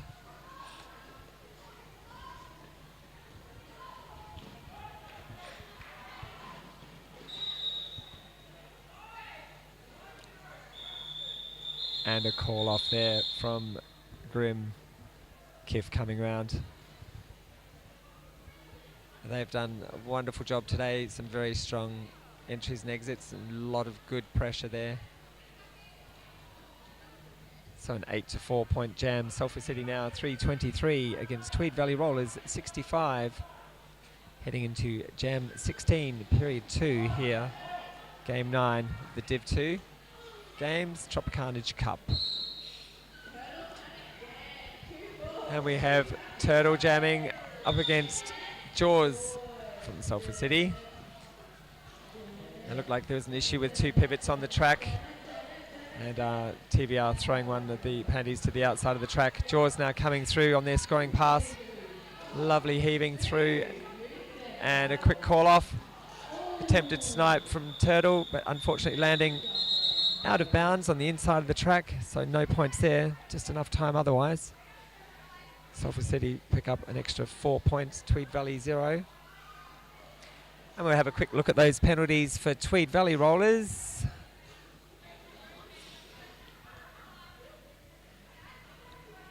We have Kiff on 1, Haul and Ass, Mischief, Riot, Crafts, Cuts and Pain Terror all on clean sheets. Dame Vivian on 3, Happy Kilmore on 4, Tenacious sitting on 5 along with Britches, and looks like Buster on 1. Jam underway, Grim Sleeper for Sulphur City versus Buster. Buster pushing away up the front and now being sent for a penalty. It appears to be a cut penalty. Oh, no, a forearms correction. Meanwhile, Grim Sleeper coming through on a lovely scoring pass. Fantastic work there.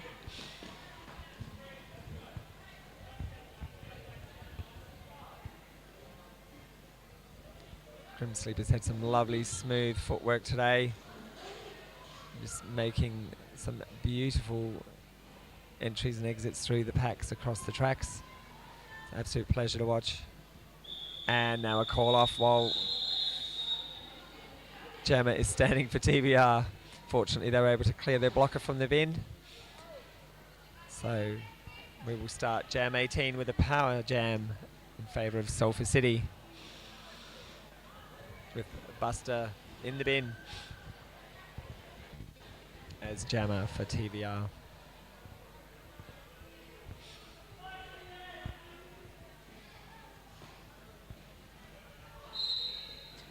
Okay, and we have Nuclear again as jammer. Buster now returning to track, lead still open, lead now closed. Nuclear is all the way through, lovely skate, side surf on the outside.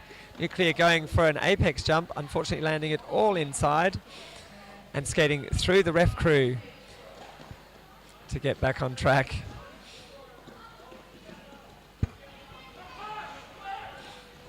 No pack, followed by a split pack, allowing Nuclear to get through.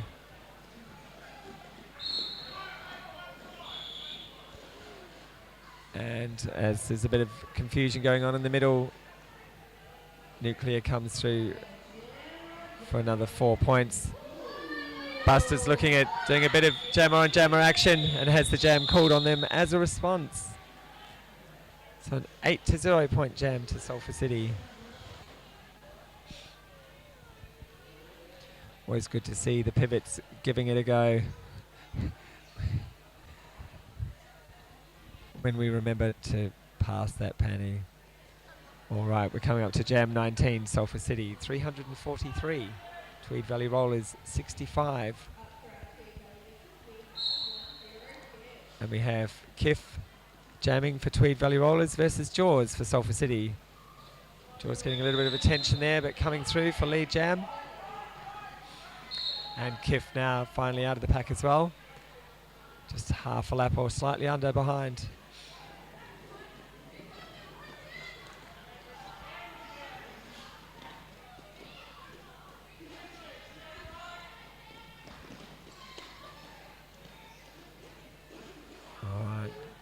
Jaws is allowing this jam to continue. Looks like they're going to try and skate the legs off TVR.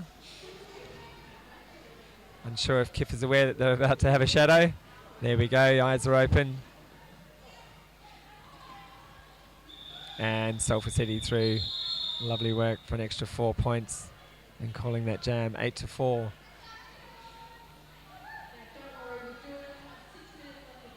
right, so with 6 minutes remaining, coming into jam 20 of the second period. But more to continue tomorrow and the finals and the big finals on Monday. So Noodles on track for Tweed Valley Rollers, that's Tenacious.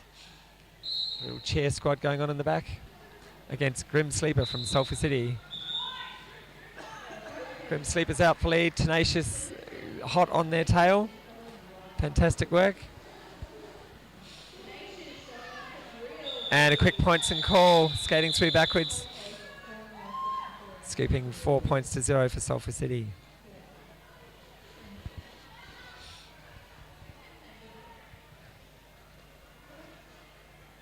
Quite an exciting game to watch. Certainly the score doesn't reflect the amount of effort being put in by all teams. It's wonderful. If you get the opportunity, come down track side. Come on over Be a short flight from New Zealand. You'll have enough time with daylight savings. Sulphur City 355, Tweed Valley Rollers 69. We have Nuclear jamming for Sulphur City, Turtle for Tweed Valley Rollers.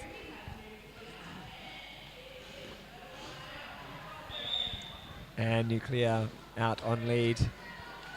Turtle's giving it a really good workout there out the front. Lovely bit of shoulder work and pushing through.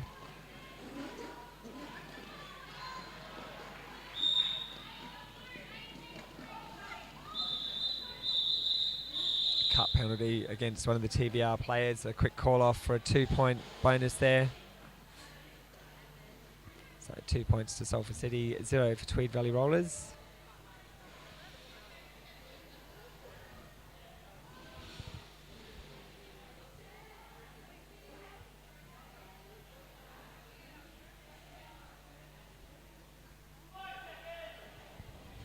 Okay, Jam 22 with 4 minutes remaining.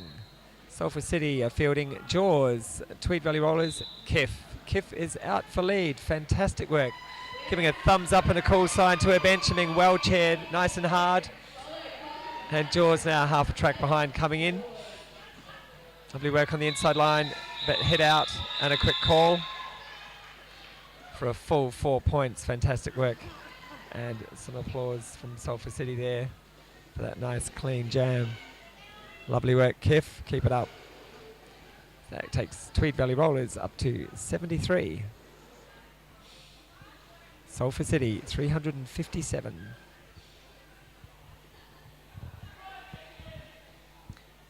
Okay, we have one TVR player still seated in the blockers penalty box area.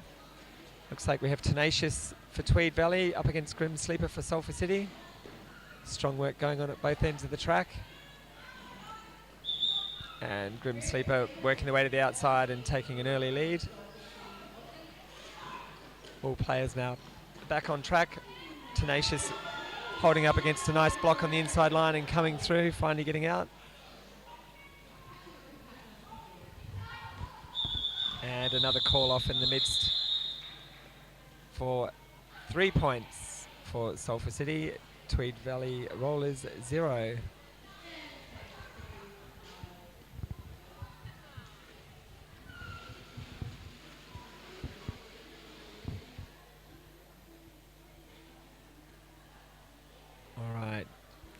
Jam 24 about to start. 2 minutes 10 seconds remaining till the end of the game.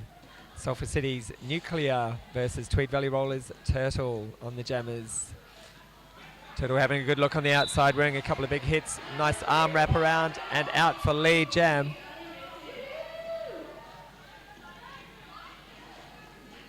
And Nuclear meanwhile weaving in and out of everybody and coming through. Turtle's digging in there to get a well-earned grind of points. And the full 4 awarded. Fantastic work. 4-0. Great work there, Turtle. Bringing Tweed Valley Rollers up to 77. Sulphur City 360.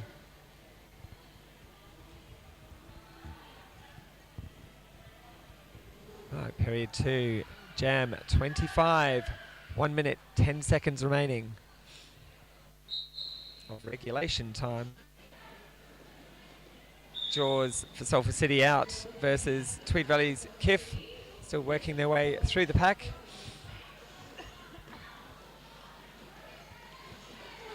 Kiff with some very strong upper body work and nice drive on the outside edge and around.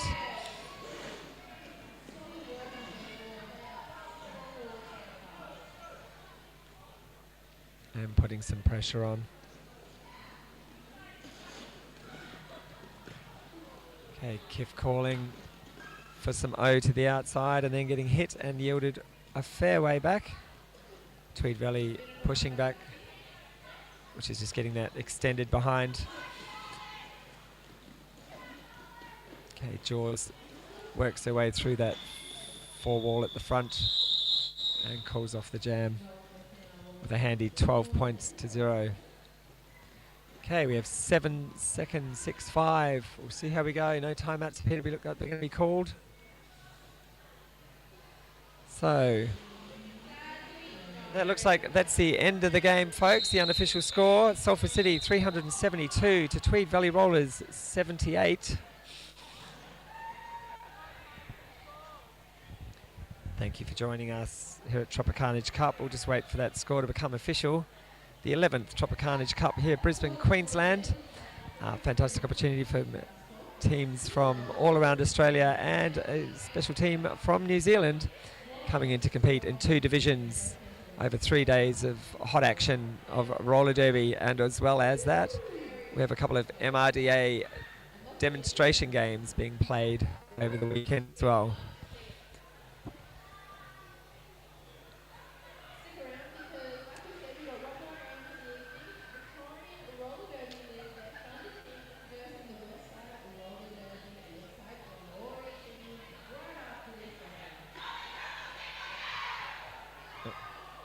All right, coming up, we have Game 10, Division 1, Victorian Roller Derby, Thunder versus Westside Roller Derby, Westside Glory, and our final score for this one here, Sulphur City 372, Tweed Valley Rollers 78. Thanks for joining us.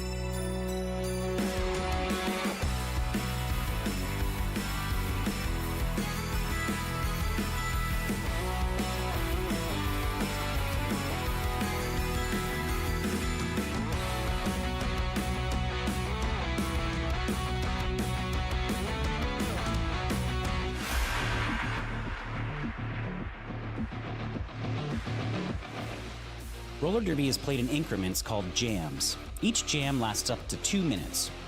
Both teams field up to 5 skaters at the start of the jam.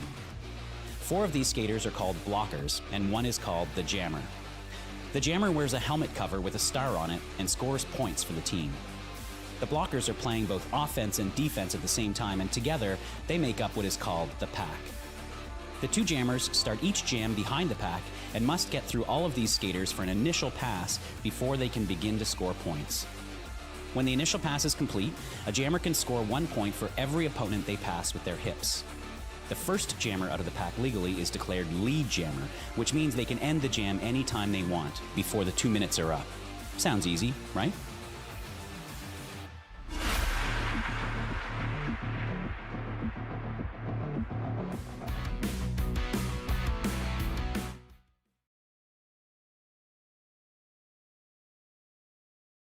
Alrighty, we are just about to get underway with our final game of day 1 for Tropicarnage 2023. I am Purple Rain, and coming up on track we have Victorian Roller Derby League Thunder versus Westside Roller Derby's Westside Glory. Playing for the Thunder we have 00 Quinby, 039 Jigglytuff, 05 Possum Riot, 08 Pulp Friction, 1208 Smackaron, 161 Killer Curls, 21 Vanessa Shredgrave, 2627 Hells Yeah, 273 Mayfane, 4000 Anna Paviova, 470 Bleeder of the Pack, 75 Great Dane, 78 Kaiju, and on the bench we have Beef, Neutron, Jambi and Scarebear.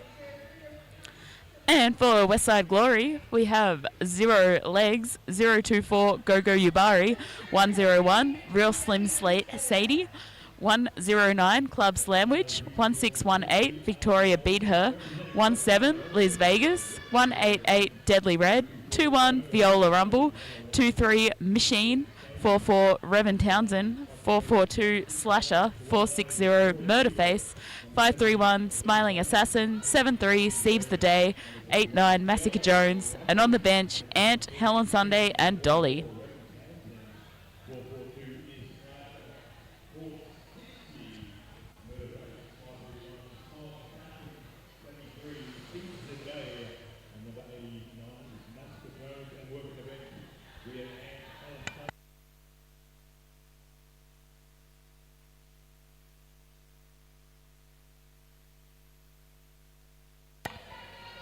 And there is that rolling whistle.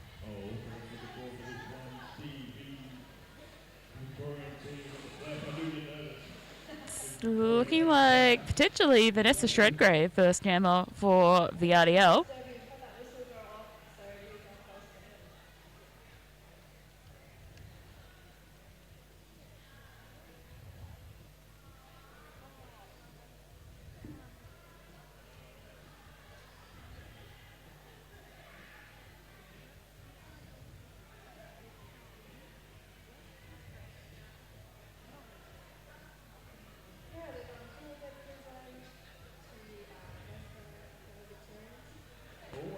Chaotic K showing their jam timer dance moves while we wait for the officials to be all ready to go. And there is that 5 seconds goal.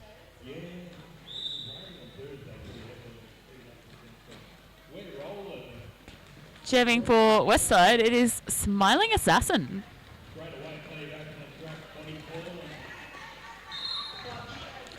Lead jammer, though, is Vanessa Shredgrave for VRDL.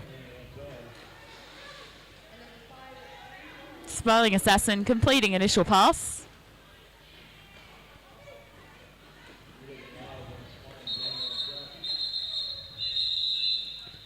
Vanessa Shredgrave calling the jam.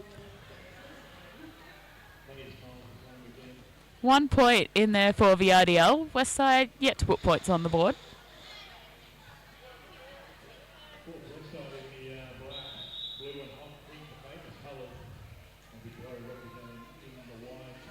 There's the potential to have a close game on our hands here based on some of the results seen at East Coast Clash a couple of weeks back.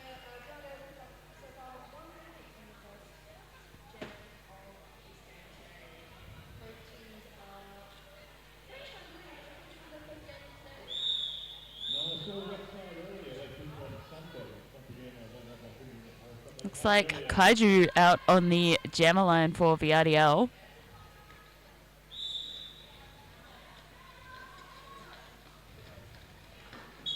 And that is Club Slamwich for Westside Glory. But Kaiju is lead jammer.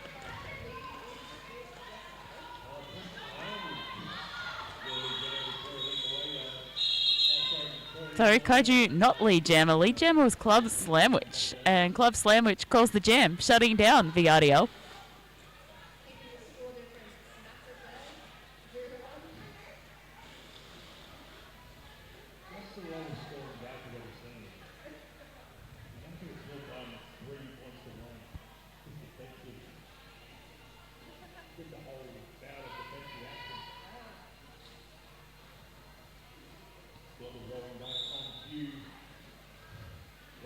Out to jam now. Looks like Slasher for Westside. And Hell's Yeah for VRDL.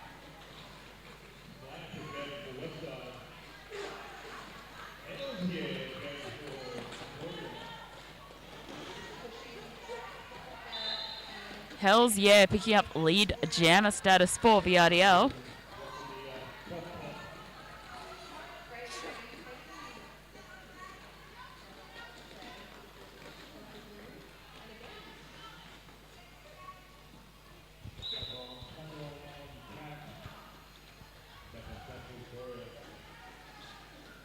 Hell's Yeah through for 4 points.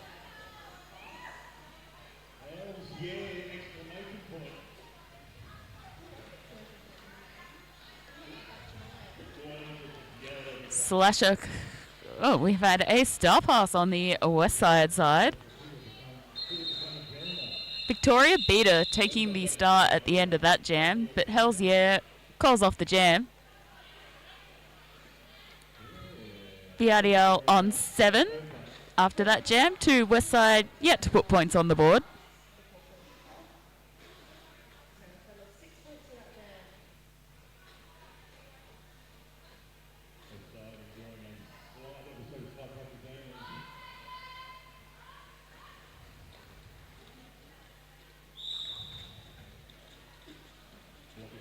Looks like Vanessa Shredgrave back jamming for VRDL and Viola Rumble for Westside. And Viola Rumble is lead jammer.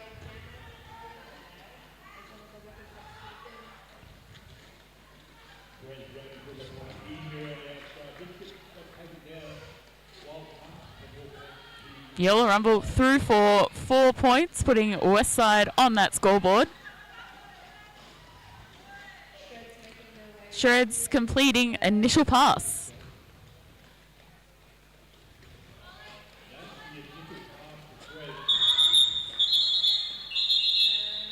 Viola calls the jam.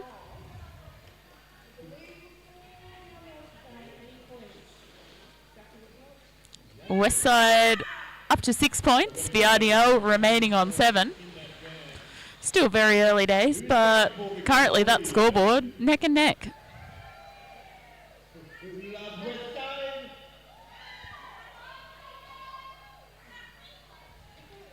I believe that's Kaiju out again for VRDL. And Gogo Yubari jamming for Westside.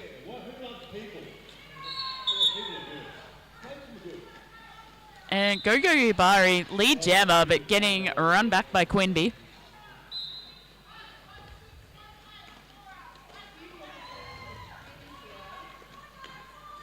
Kaiju completing initial pass.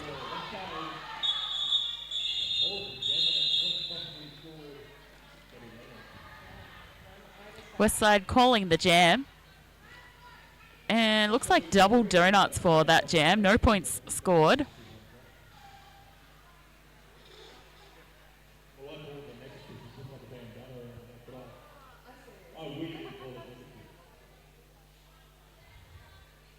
Looks like Hell's Yeah jamming again for VRDL. And Smiling Assassin for Westside. Hell's Yeah is lead jammer.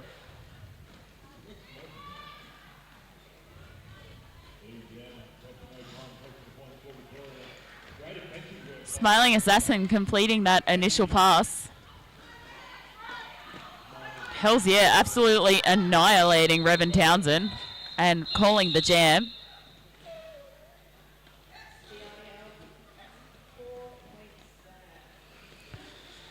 VRDL taking their score up to 11 after that jam. Westside on 6.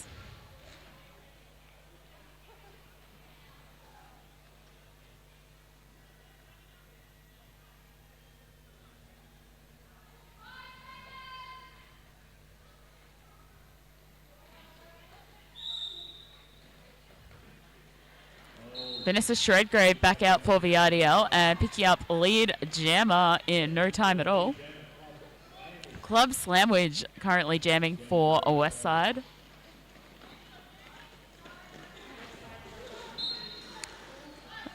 A big spill there by Vanessa Shredgrave.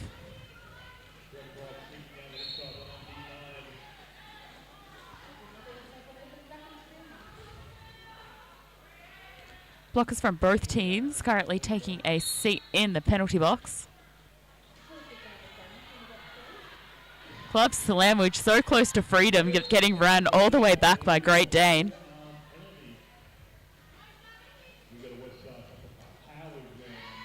This is currently a power jam for Westside with Vanessa Shredgrave taking a seat in the penalty box. I believe for a forearms. Club Slamwich picking up 4 points for Westside. Meanwhile, Shreddy's coming out of the bin.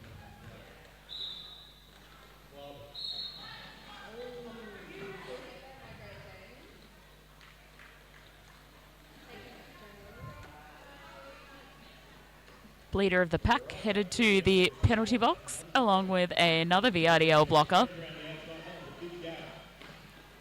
4 points for Vanessa Shredgrave and VRDL.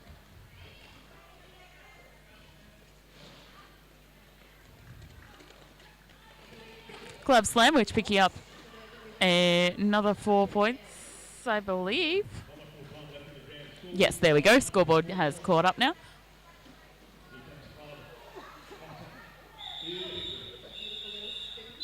That was a big hit there on Club Slamwich from the VRDL defense. And I've got to say, that two-wall of Quinby and Great Dane is not one I would be in a hurry to jam against.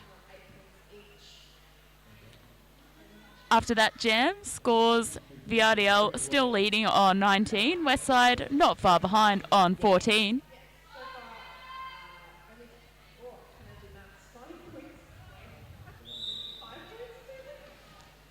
Kaiju jamming again for VRDL. And that is Slasher for Westside.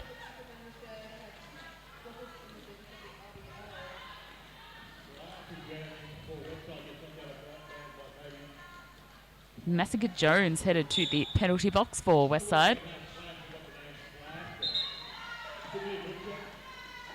Bit of carnage on track there for a minute that gives Kaiju an opportunity to pick up lead jammer for VRDL.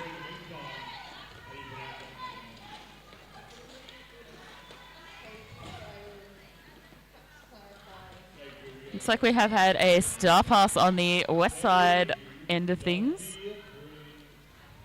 I believe that is Deadly Red now jamming for Westside. Meanwhile, Kaiju picks up 4 points for VRDL and calls the jam.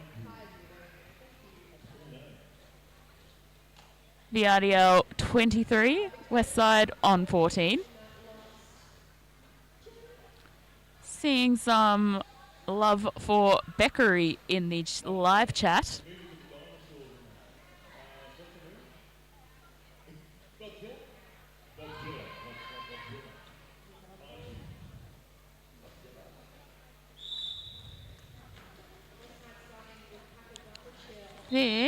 Yes, that is Hells Yeah jamming for VRDL and picking up lead jammer status. Go Yabari jamming for Westside, completing initial pass. That pack is A fast-moving pack indeed. They are running, trying to slow down Helsier. But Helsier takes the points and calls the jam. VRDL 26, Westside 14.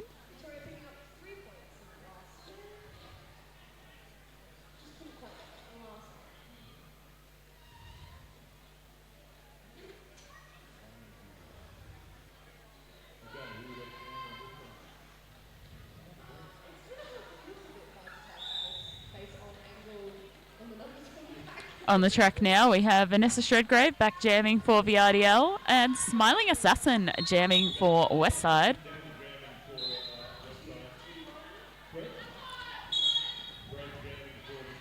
And lead jammer is Smiling Assassin. We have Hells Yeah is in the penalty box, so this is a power jam for Smiling Assassin. It's busy penalty box at the moment though, having one VRDL blocker in there, another one just left, and Real Slim Sadie sitting in there for Westside.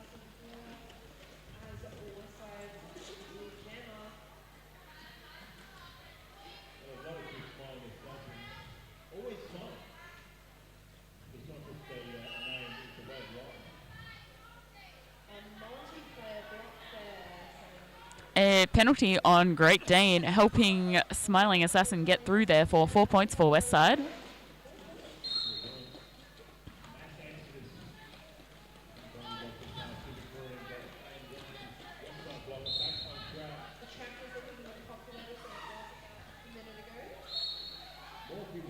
think I may have said the wrong jammer for floor. I think that was Vanessa Shredgrave sitting in the penalty box. I'm sorry for that. It is at the end of a long day.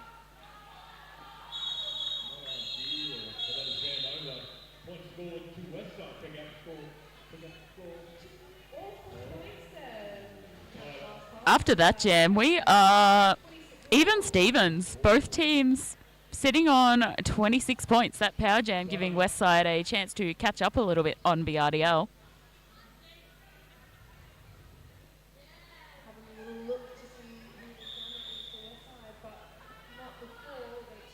And we have a VRDL team timeout.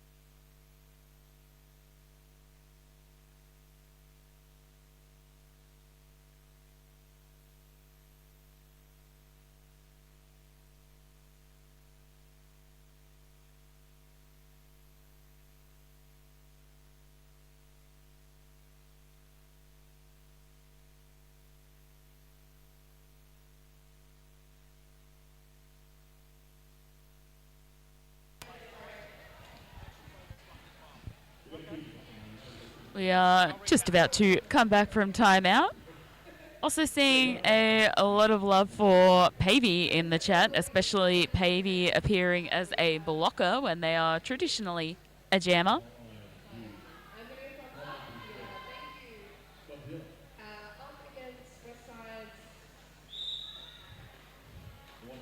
Alrighty, Kaiju jamming for VRDL and Club Slamwich wearing the star for Westside.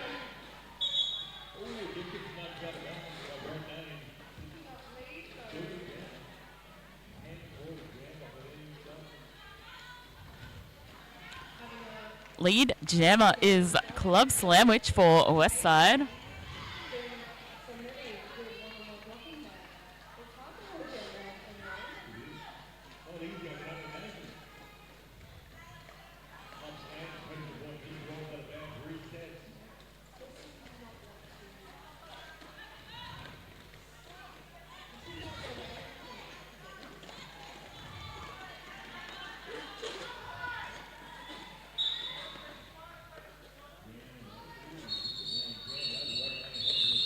Club Sandwich, I think, getting knocked out of bounds and then deciding to call the jam. Westside currently in the lead, 30 points to VRDL's 26. We're about halfway through this first half.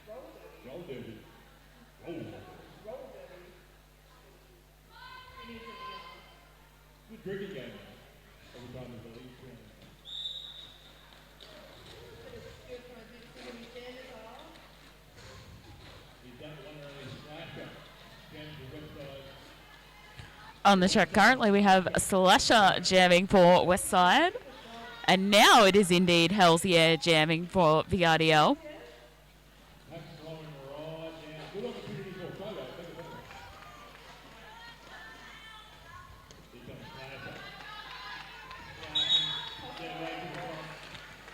Slasher ducking and weaving around Possum Riot to pick up lead jammer status. And then making a basically untouched pass around the inside apex. It's like we have had a star pass to Killer Curls. Jamming for VRDL currently, completing initial pass.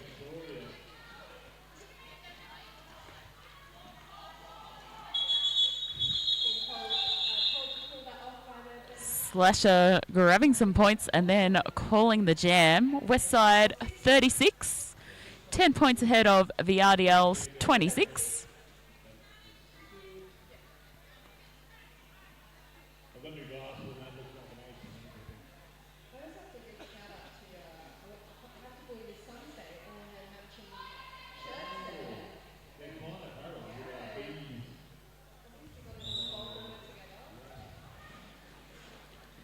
Vanessa Shredgrave currently jamming for VRDL. And that is Gogo Yubari for Westside. And Vanessa Shredgrave, lead jammer.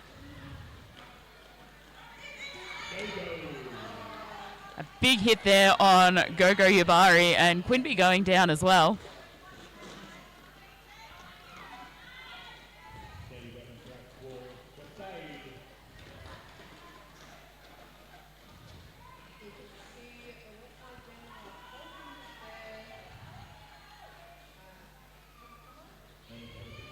Gogo Yubari completing initial pass. Meanwhile, Vanessa Shredgrave picks up 4 points and calls the jam.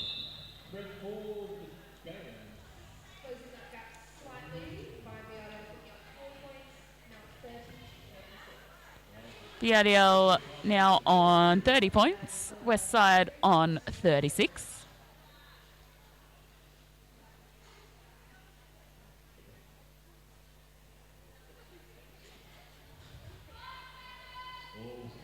I believe that is Kaiju on the jammer line again for VRDL. And Smiling Assassin for Westside.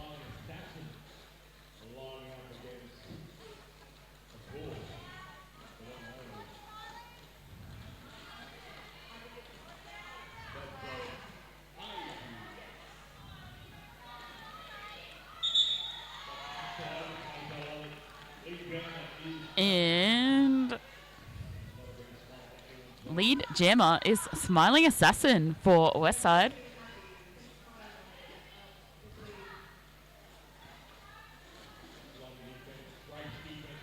Kaiju getting sent all the way back by Saves the Day.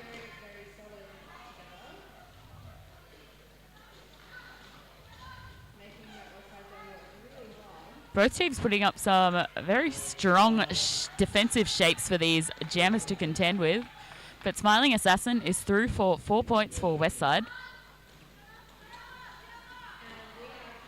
There has been a star pass on the VRDL side. That is now Pavey wearing the star.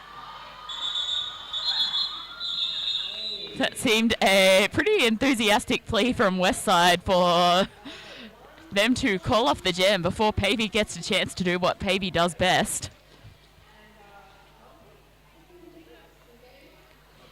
Westside pulling away a tiny bit again, as far away as anyone has been in this game.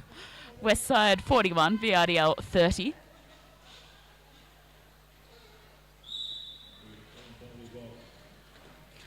Hells Yeah jamming for VRDL against Club Slamwich for Westside Glory. Hells Yeah.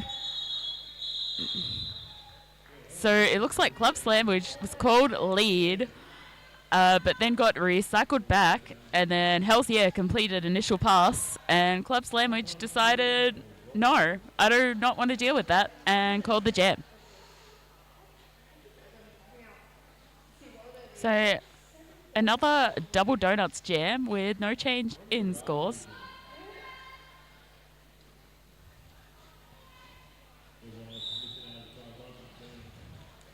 We have Vanessa Shredgrave jamming again for VRDL and picking up lead jammer. And that is Slasher jamming for Westside.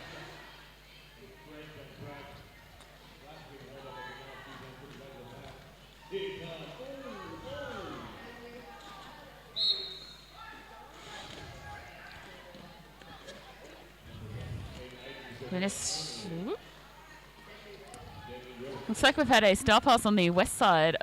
It is now Deadly Red jamming for the Glory. Meanwhile, Vanessa Shredgrave picking up 4 points for VRDL.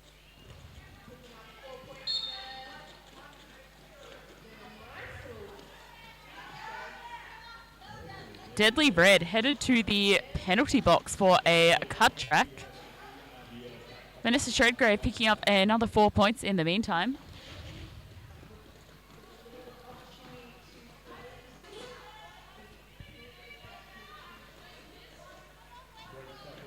Again, seeing strong tripods from both teams.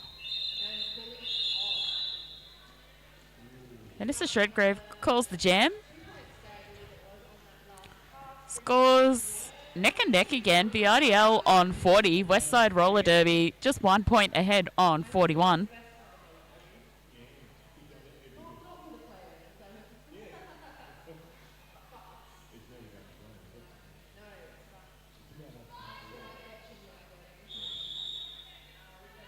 And we have an official timeout.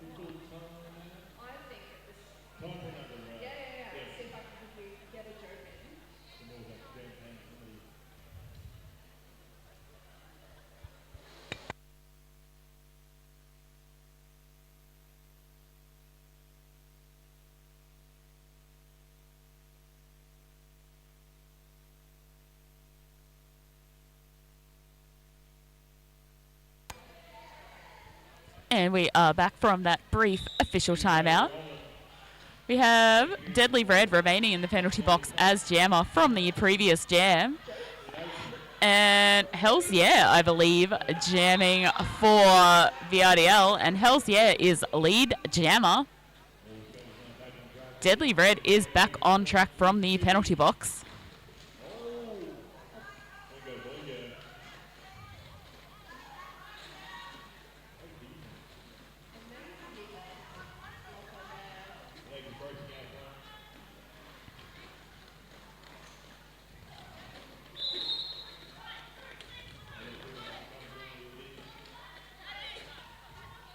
Hells Yeah headed to the penalty box for a cut track by the looks of things. So this will be a 2-minute jam. I believe we have had a star pass maybe. I believe that is Gogo Yubari currently jamming for Westside.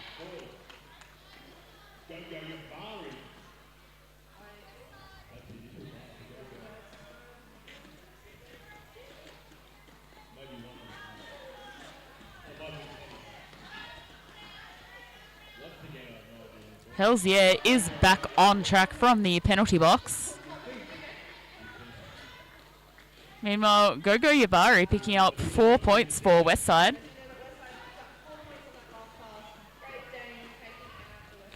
Nice little hit out on Gogo Yubari there by Quinby on the inside apex.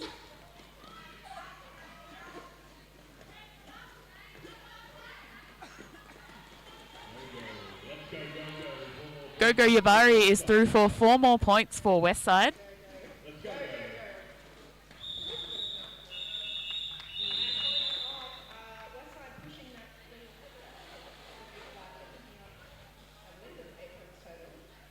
So I believe that jam must have expired. But Westside Roller Derby back in the lead after that jam, 49, VRDL 43.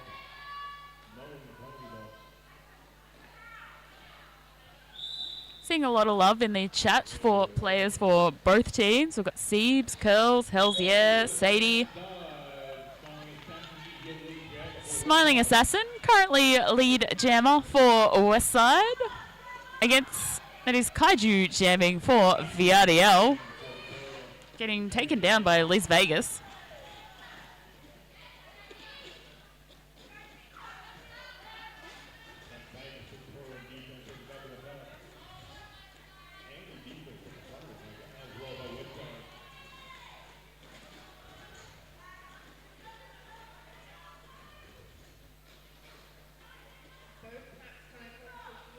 It is sluggish out there. Both teams putting up some solid defensive walls.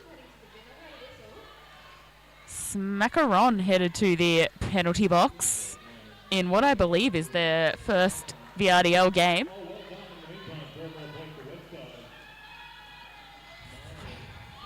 Smiling Assassin picking up 4 points for Westside.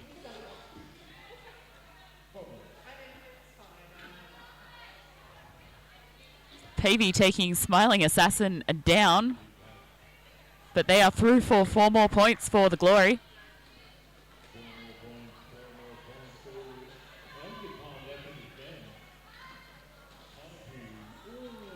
I'm seeing a lot of star pass gestures. We have once again Pavey wearing the star for VRDL.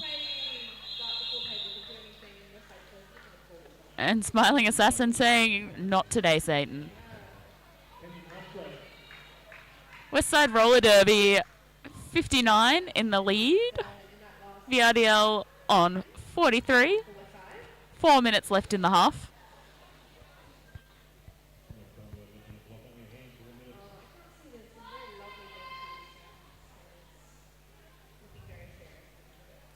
Vanessa Shredgrave out to jam for VRDL against Club Slamwich for Westside.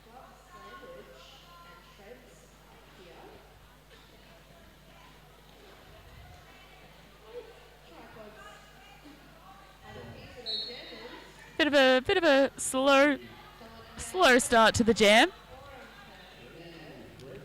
But Vanessa Shredgrave in the penalty box for a forearms penalty, giving Westside a power jam here.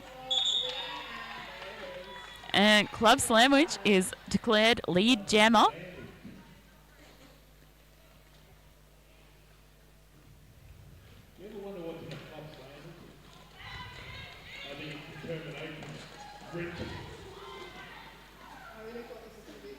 Club Slamwich picks up 4 points for Westside.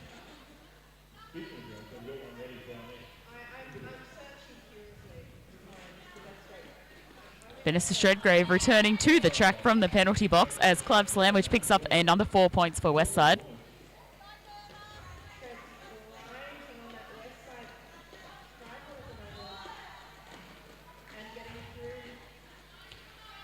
Vanessa Shredgrave completing initial pass for VRDL.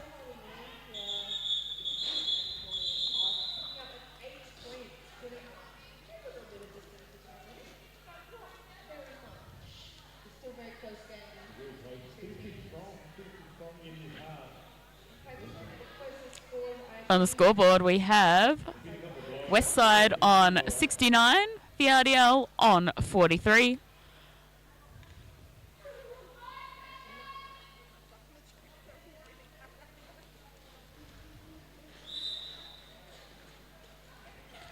Currently we have Slasher jamming for Westside against Hells Yeah for VRDL. And Hells Yeah is a lead jammer.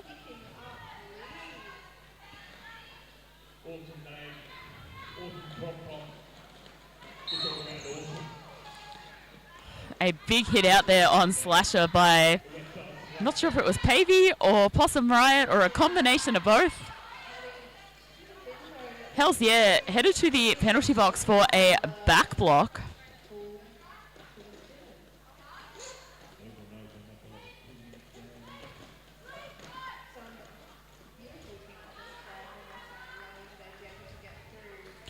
Slasher completing initial pass. Finding one of those tricky piles of nothing on the outside of the track, but heading back in to go for that scoring pass.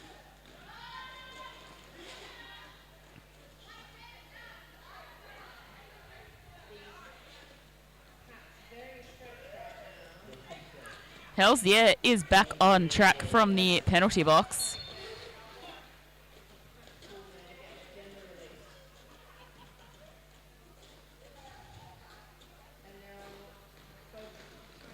I believe it's Killer Curls, maybe. It's currently sitting in the penalty box for VRDL. And a Westside blocker also headed to the penalty box. Massacre Jones, by the looks of it. Both jammers picking up a 4-point pass each.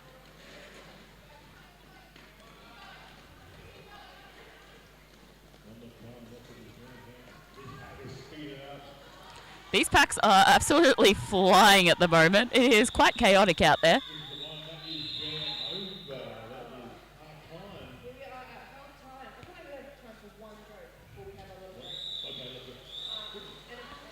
After that jam, scores are VRDL 47, Westside still out in front on 76. Sorry, VRDL 50, a couple of late points delivered there. 7 points apiece scored in that previous jam. But we are now at half time. We'll be back in 10 minutes.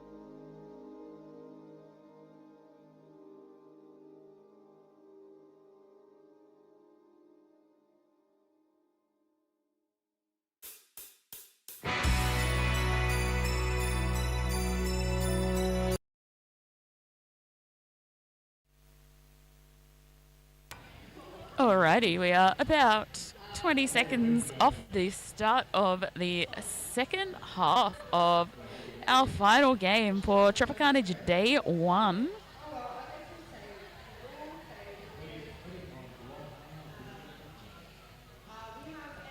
If you missed the first half, we currently have Westside Roller Derby in the lead, 76. VRDL on 50.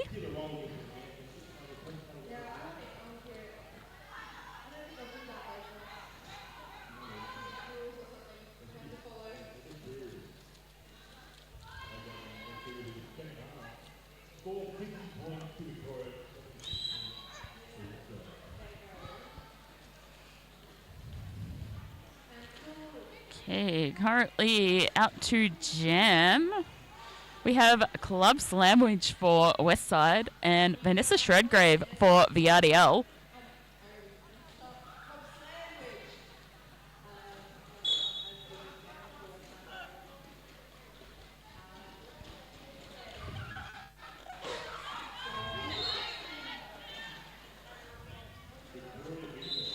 Vanessa Shredgrave is lead jammer.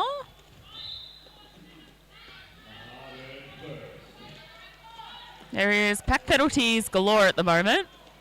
Through the chaos though, Vanessa Shredgrave picks up 4 points for VRDL.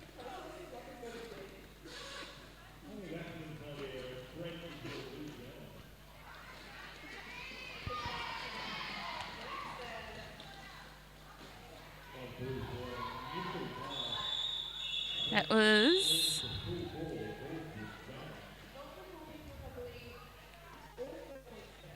All right, after that jam, VRDL closing that gap, 58, Westside on 76.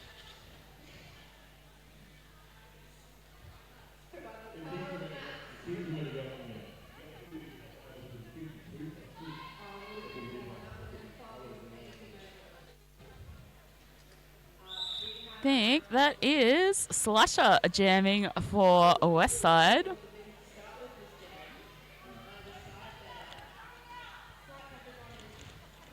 For VRDL.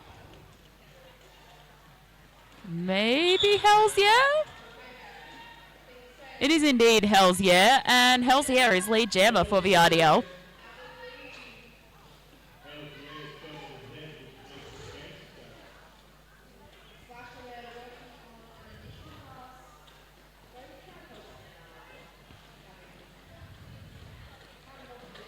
Both jammers having to fight through those defensive walls there. Hells Yeah, unfortunately headed to the penalty box, so we'll have another 2-minute jam here and a power jam for Westside.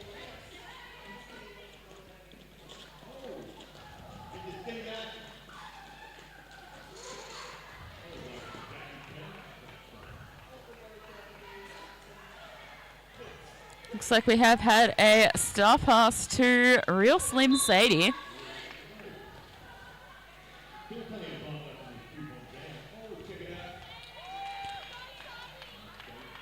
Sadie putting 4 points on the board for Westside. Hells Yeah is back from the bin though, and we have some jammer on jammer action there at the back of the pack. Another 4 points for Real Slim Sadie. I'm going to struggle with that one all night.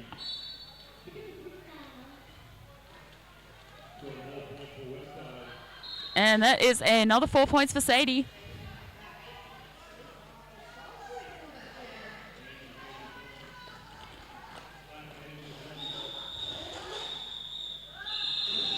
And that is our jam timing out.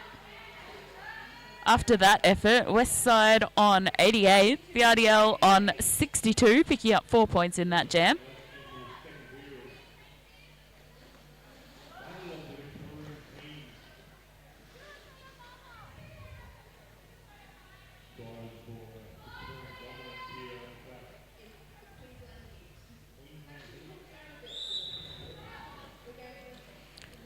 We have Kaiju jamming for VRDL and picking up lead jammer status.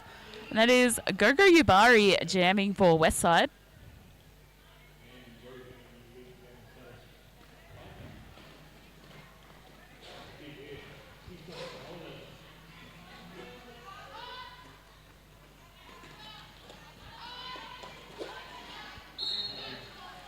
That is 4 points for Kaiju.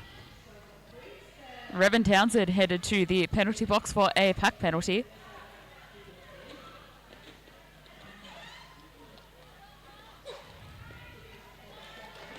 And another 4-point pass for Kaiju there.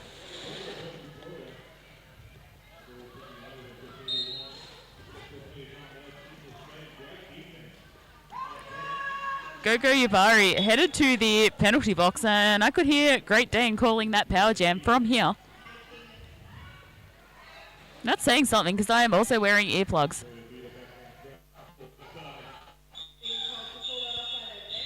Kaiju threw for another pass and then calls the jam.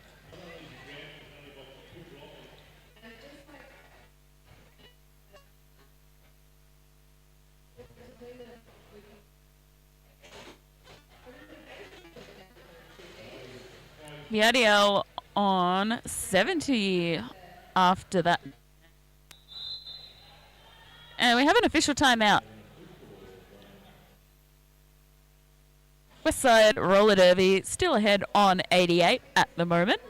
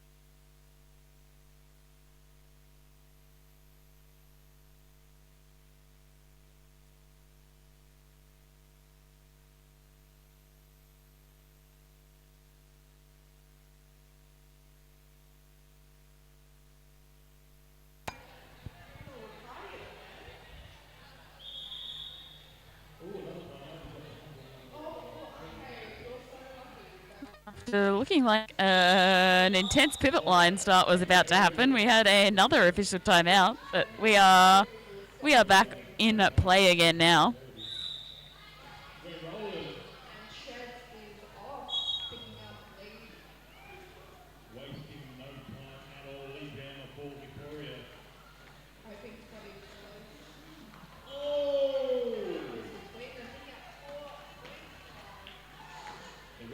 Lead jammer is Vanessa Shredgrave.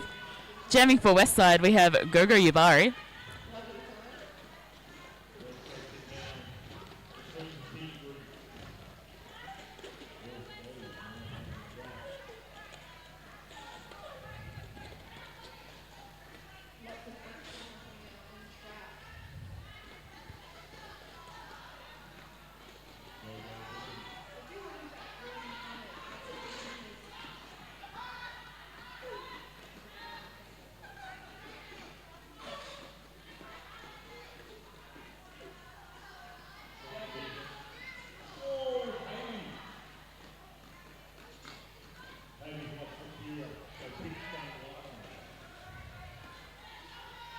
Gogo Yubari getting run right back there by Pavey. This pack is a long boy.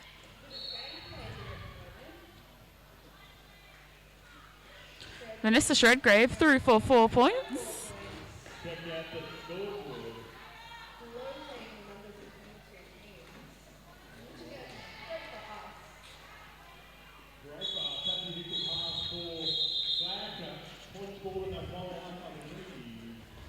A little star pass at the end of that jam to Revan Townsend, and gotta say, a little bit upset I didn't get to see that in action. But after that amazing effort by Vanessa Shredgrave, those scores have tightened right back up again. We have the RDL on 85, Westside just ahead by 3 points on 88.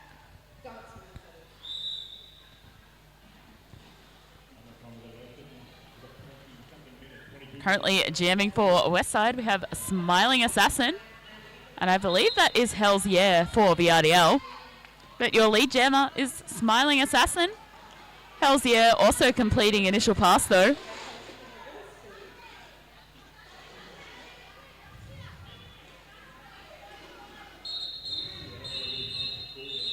Smiling Assassin calling off that jam. Looks like oh no, I was going to say it was double donuts, but there was 2 points in there for Westside, taking them to 90. The RDL remaining on 85.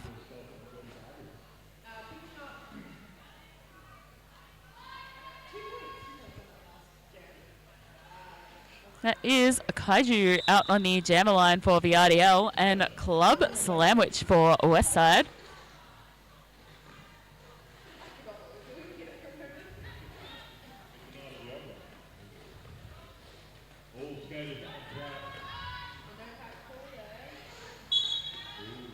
And Kaiju lead jammer for the RDL.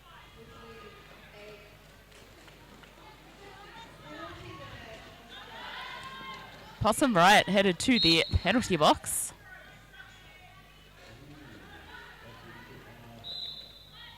Club Slamwich completing initial pass. Murderface headed to the penalty box. So both teams starting this next jam a blocker down.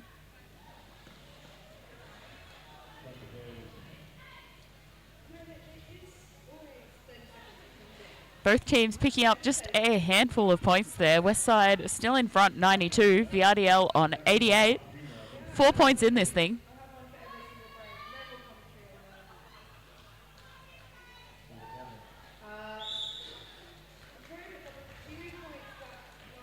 Vanessa Shredgrave out jamming for the RDL, and that is Slasher jamming for Westside. Vanessa Shredgrave is lead jammer. Quinby sending Slasher into the middle of the track.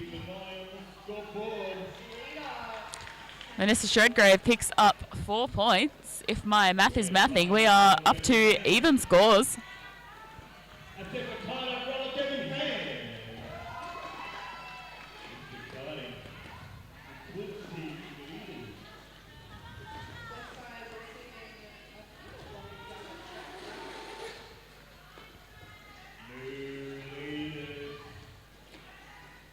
Vanessa Shredgrave picking up another 4 points. And I am very happy to see this. We have had a star pass to Murderface.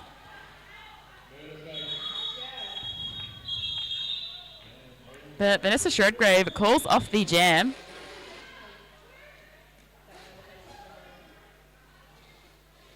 We have had a lead change. The RDL on 97 ahead of Westside on 92. And we are back in official timeout.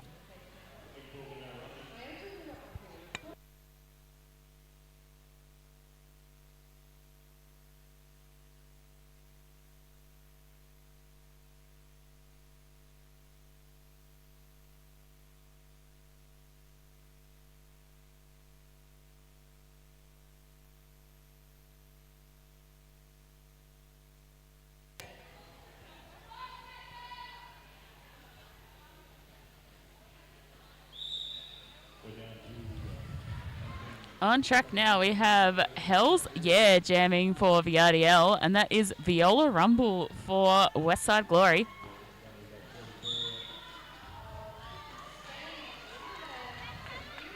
Big hit on Hells Yeah there by the Westside pivot. Viola Rumble is a lead jammer. Hells Yeah also completing initial pass.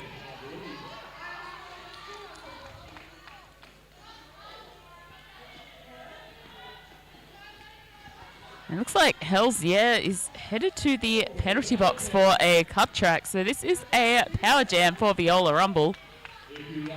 We are currently back up to 1 point in this thing.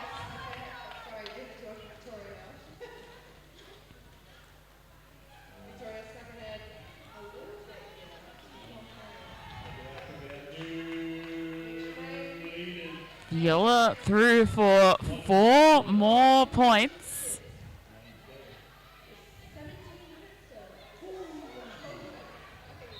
And calls the jam. We have had another lead change. Westside on 100 points. VRDL on 97.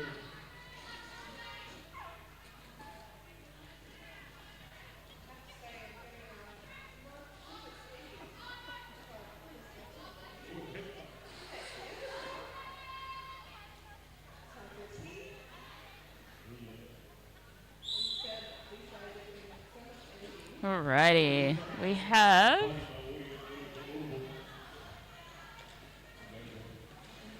that is Gogo Yubari jamming for Westside and Kaiju for VRDL.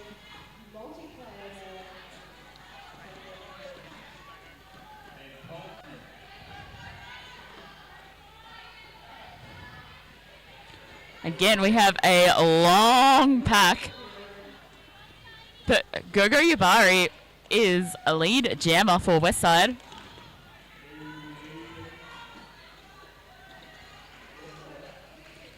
Kaiju also completing initial pass.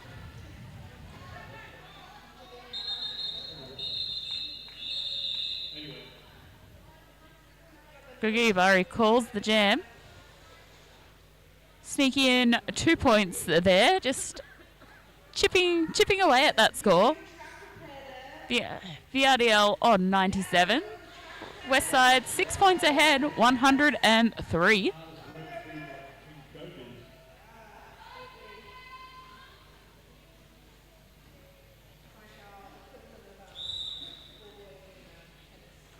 We have Vanessa Shredgrave jamming for VRDL, and that is Smiling Assassin jamming for Westside. But Shreds is a lead jammer.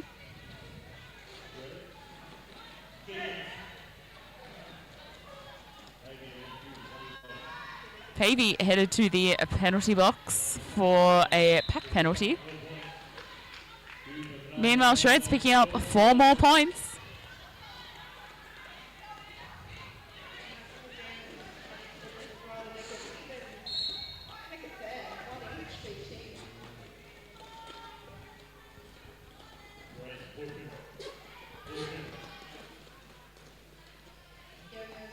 Smiling Assassin completing initial pass.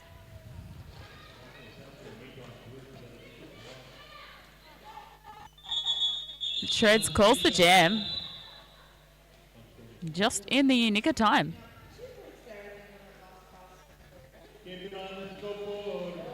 Shreds picking up 2 points there in that last pass. And we are back to tied scores. 15 minutes-ish left in this game. Both teams sitting on 103 points.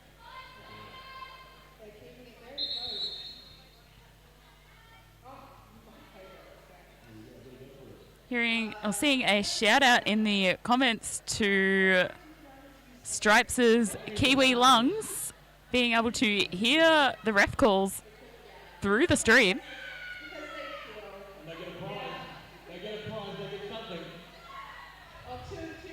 We are currently back in an official timeout.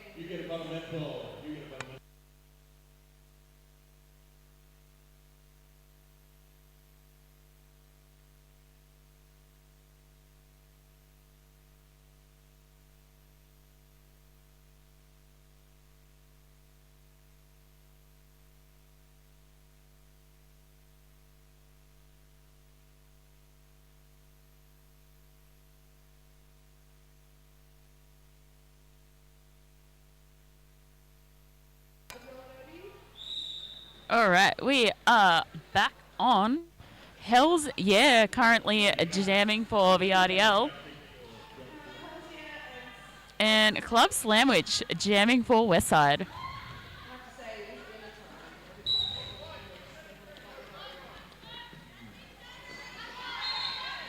Club Slamwich lead jammer for Westside.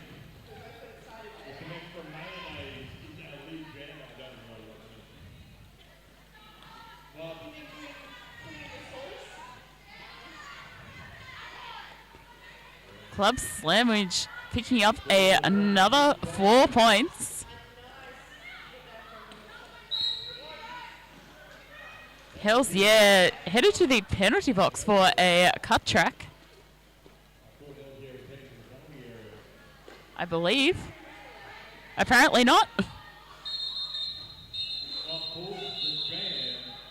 Club Sandwich calls up off the jam.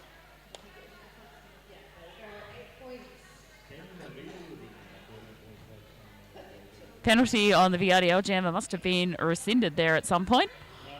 But Westside leading 111 to VRDL's 103.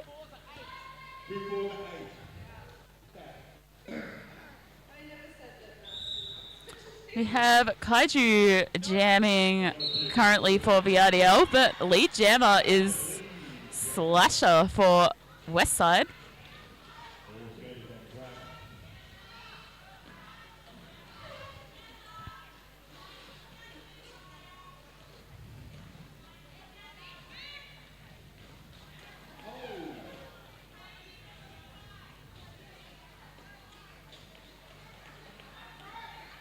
Both teams giving it their all to stop these jammers.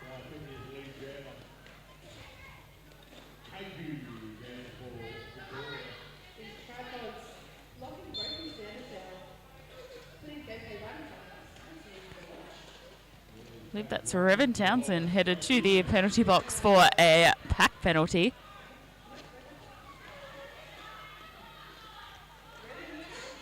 This is sluggish derby happening right now.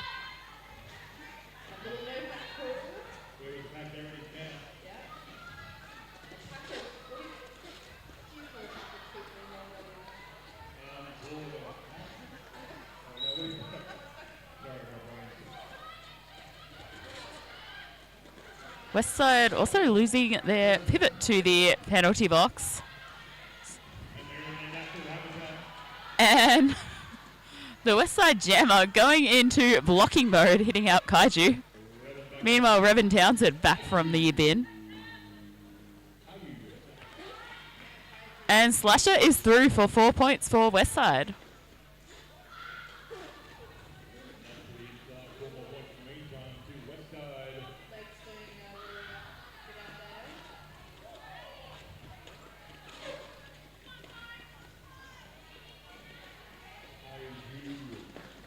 And that is the end of that jam. That was definitely a slog for both teams out there.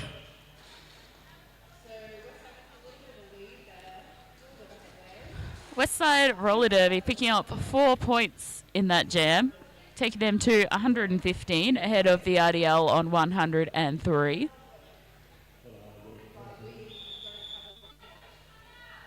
And we have a VRDL team timeout.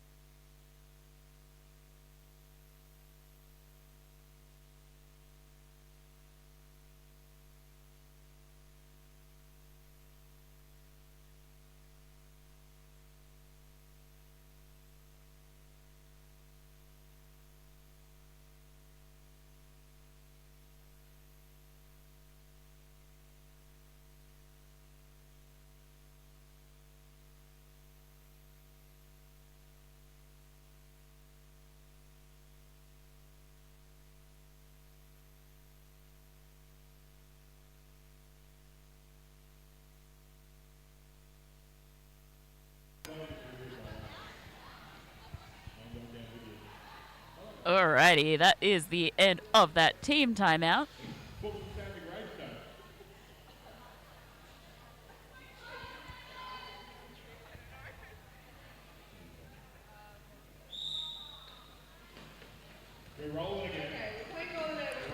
Alright, jamming for Westside is Viola Rumble.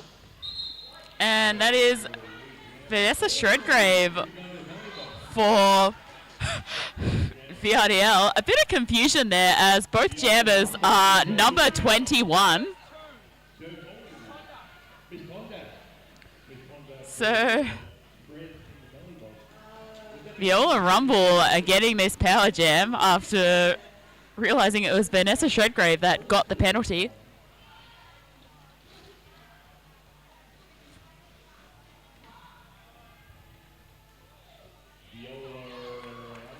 And Viola threw for 4 points for Westside.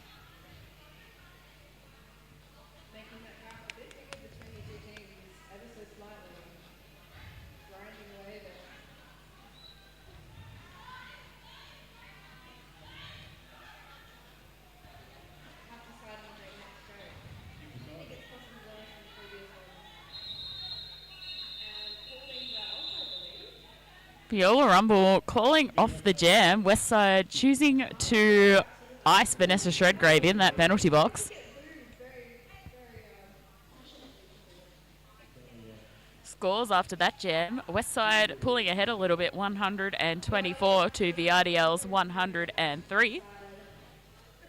About 9 minutes left in this game.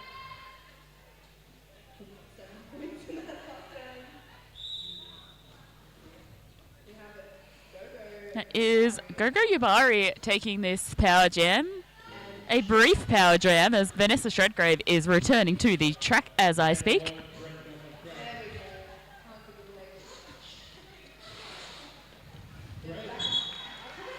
And that is Vanessa Shredgrave, lead jammer from the box. Gogo Yubari getting sent all the way back by Possum Riot.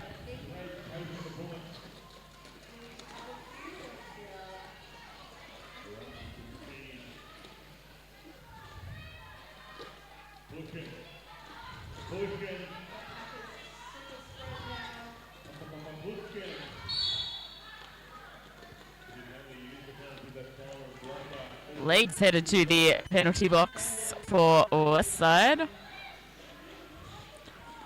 Vanessa Shredgrave doing some, I believe that was 2 quick passes at the end of that jam. VRDL pulling their score back up to 111. Westside still out in front, 124.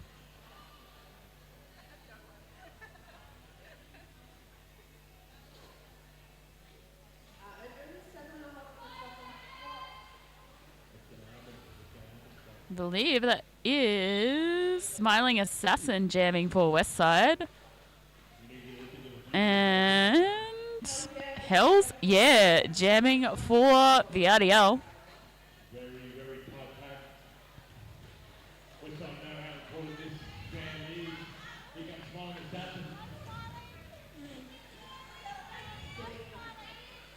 Smiling Assassin pushing, fighting against Quinby at the top of the pack, but making their way out for lead jammer. Hells yeah, fighting off Sieves the Day to also complete initial pass. Smiling Assassin running that inside line and calling the jam.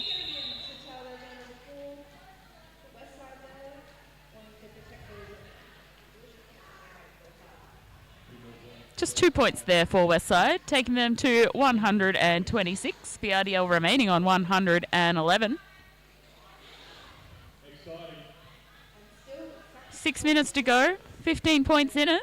At this point, it could still easily be anyone's game.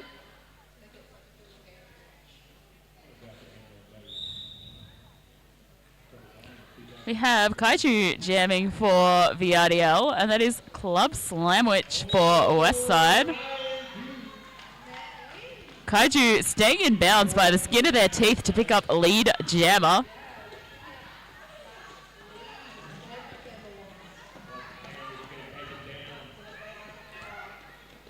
Club Sandwich still looking for that initial pass. Meanwhile, Kaiju is already at the back into the pack for a scoring pass. Getting sent all the way back by Revan Townsend.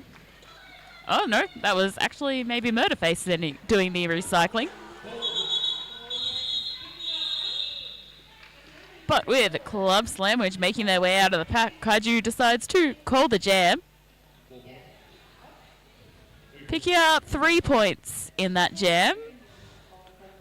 Westside still out in front, 126, but VRDL closing that lead to 12 points, 114.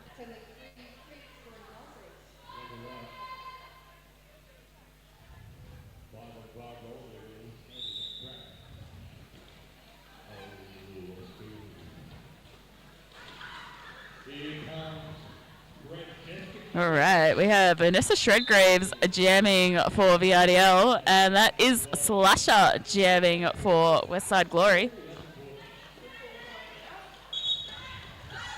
And is Vanessa Shredgrave lead jammer? Oh no, it was Slasher lead jammer, but got recycled, I believe. And then once Shreds got out, Slasher said no to that and called the jam.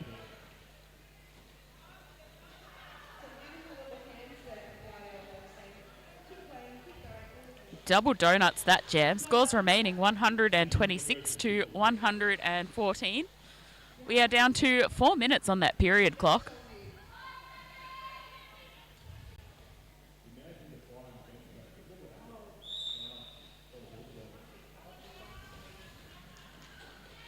Currently jamming, we have Viola Rumble for Westside and Vanessa Shredgrave. No? Yes? For VRDL. But Viola Rumble, lead jammer. Vanessa Shredgrave also completing initial pass though. Nice little hop on the outside of the track there by Viola Rumble. Calling the jam as quick as possibly. Not quick enough to shut down VRDL. VRDL picking up 4 points. Westside only picking up 3. Not quite a full pass from there.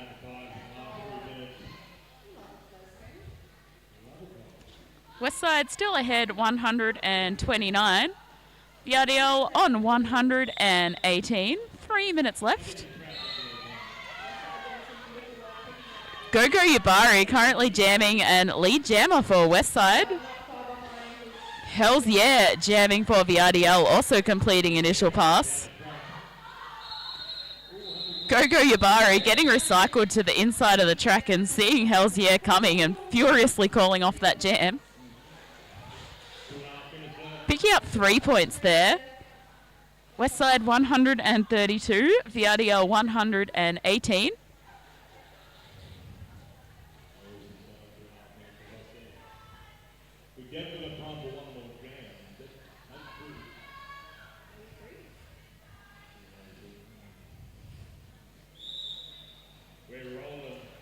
All right, we have a Smiling Assassin jamming for Westside, and that is Kaiju jamming for VRDL.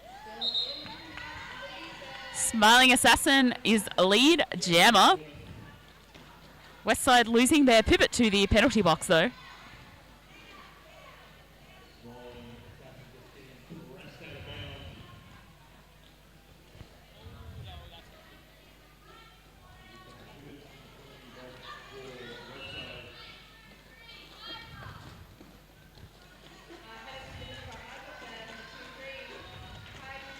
Kaiju is through for initial pass for VRDL.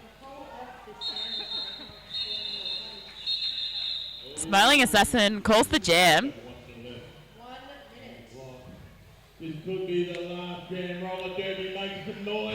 VRDL on 118. Westside extending that lead to 135. We have 1 minute left on the clock, and currently VRDL calling a team timeout.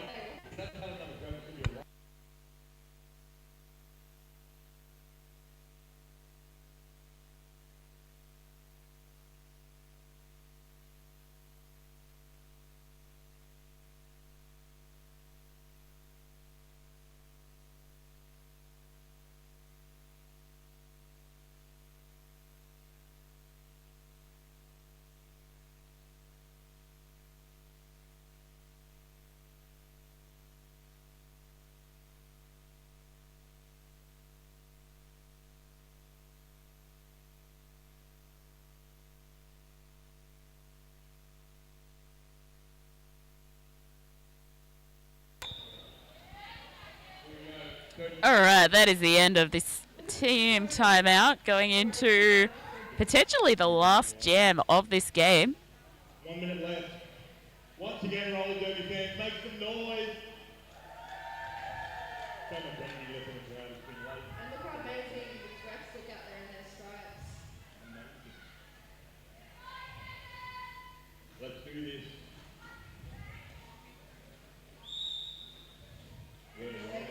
We have... That is Vanessa Shredgrave, lead jammer for VRDL. Club Slamwich jamming for Westside. Shred's headed to the penalty box for a cut track. So this will be a 2-minute jam. Club Slamwich completing initial pass.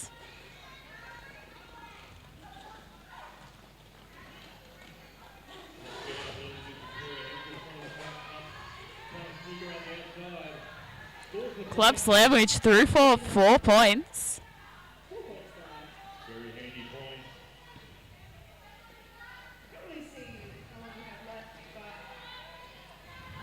I'm going to say with about 30 seconds before the rule. Victoria was standing there and the protein's actually cheering on their amazing team. Vanessa Shredgrave back on track from the penalty box and straight into that Westside defense. Meanwhile, 4 more points on the board for Club Slamwich. The period clock has expired, so this is indeed the final jam. Listening out to those whistles and this jam.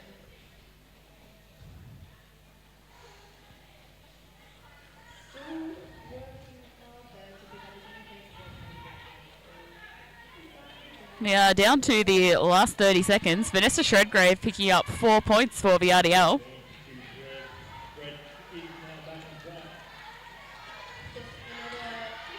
Club Slamwich finding their way around Killer Curls and Possum Riot to pick up another 4 points for Westside. Westside. Well done, Victoria. Some very formidable defense here from Westside. And that is time. What an incredible game of roller derby that was. Basically anyone's game until the last few minutes. Well done, Westside. Roller derby fans, make some noise. Westside taking this one out over Victoria. Final scores, Westside 148, VRDL 124.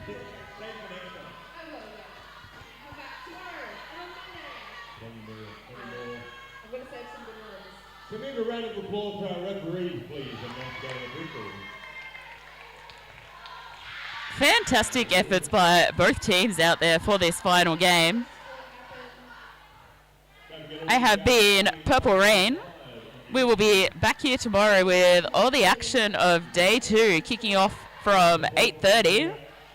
But for you, I'm assuming mostly Southerners on the live stream, remember that we do not have daylight savings up here in Queensland. I've been Stacks it, and thank you for coming out to support Rain Day. On that, rain out.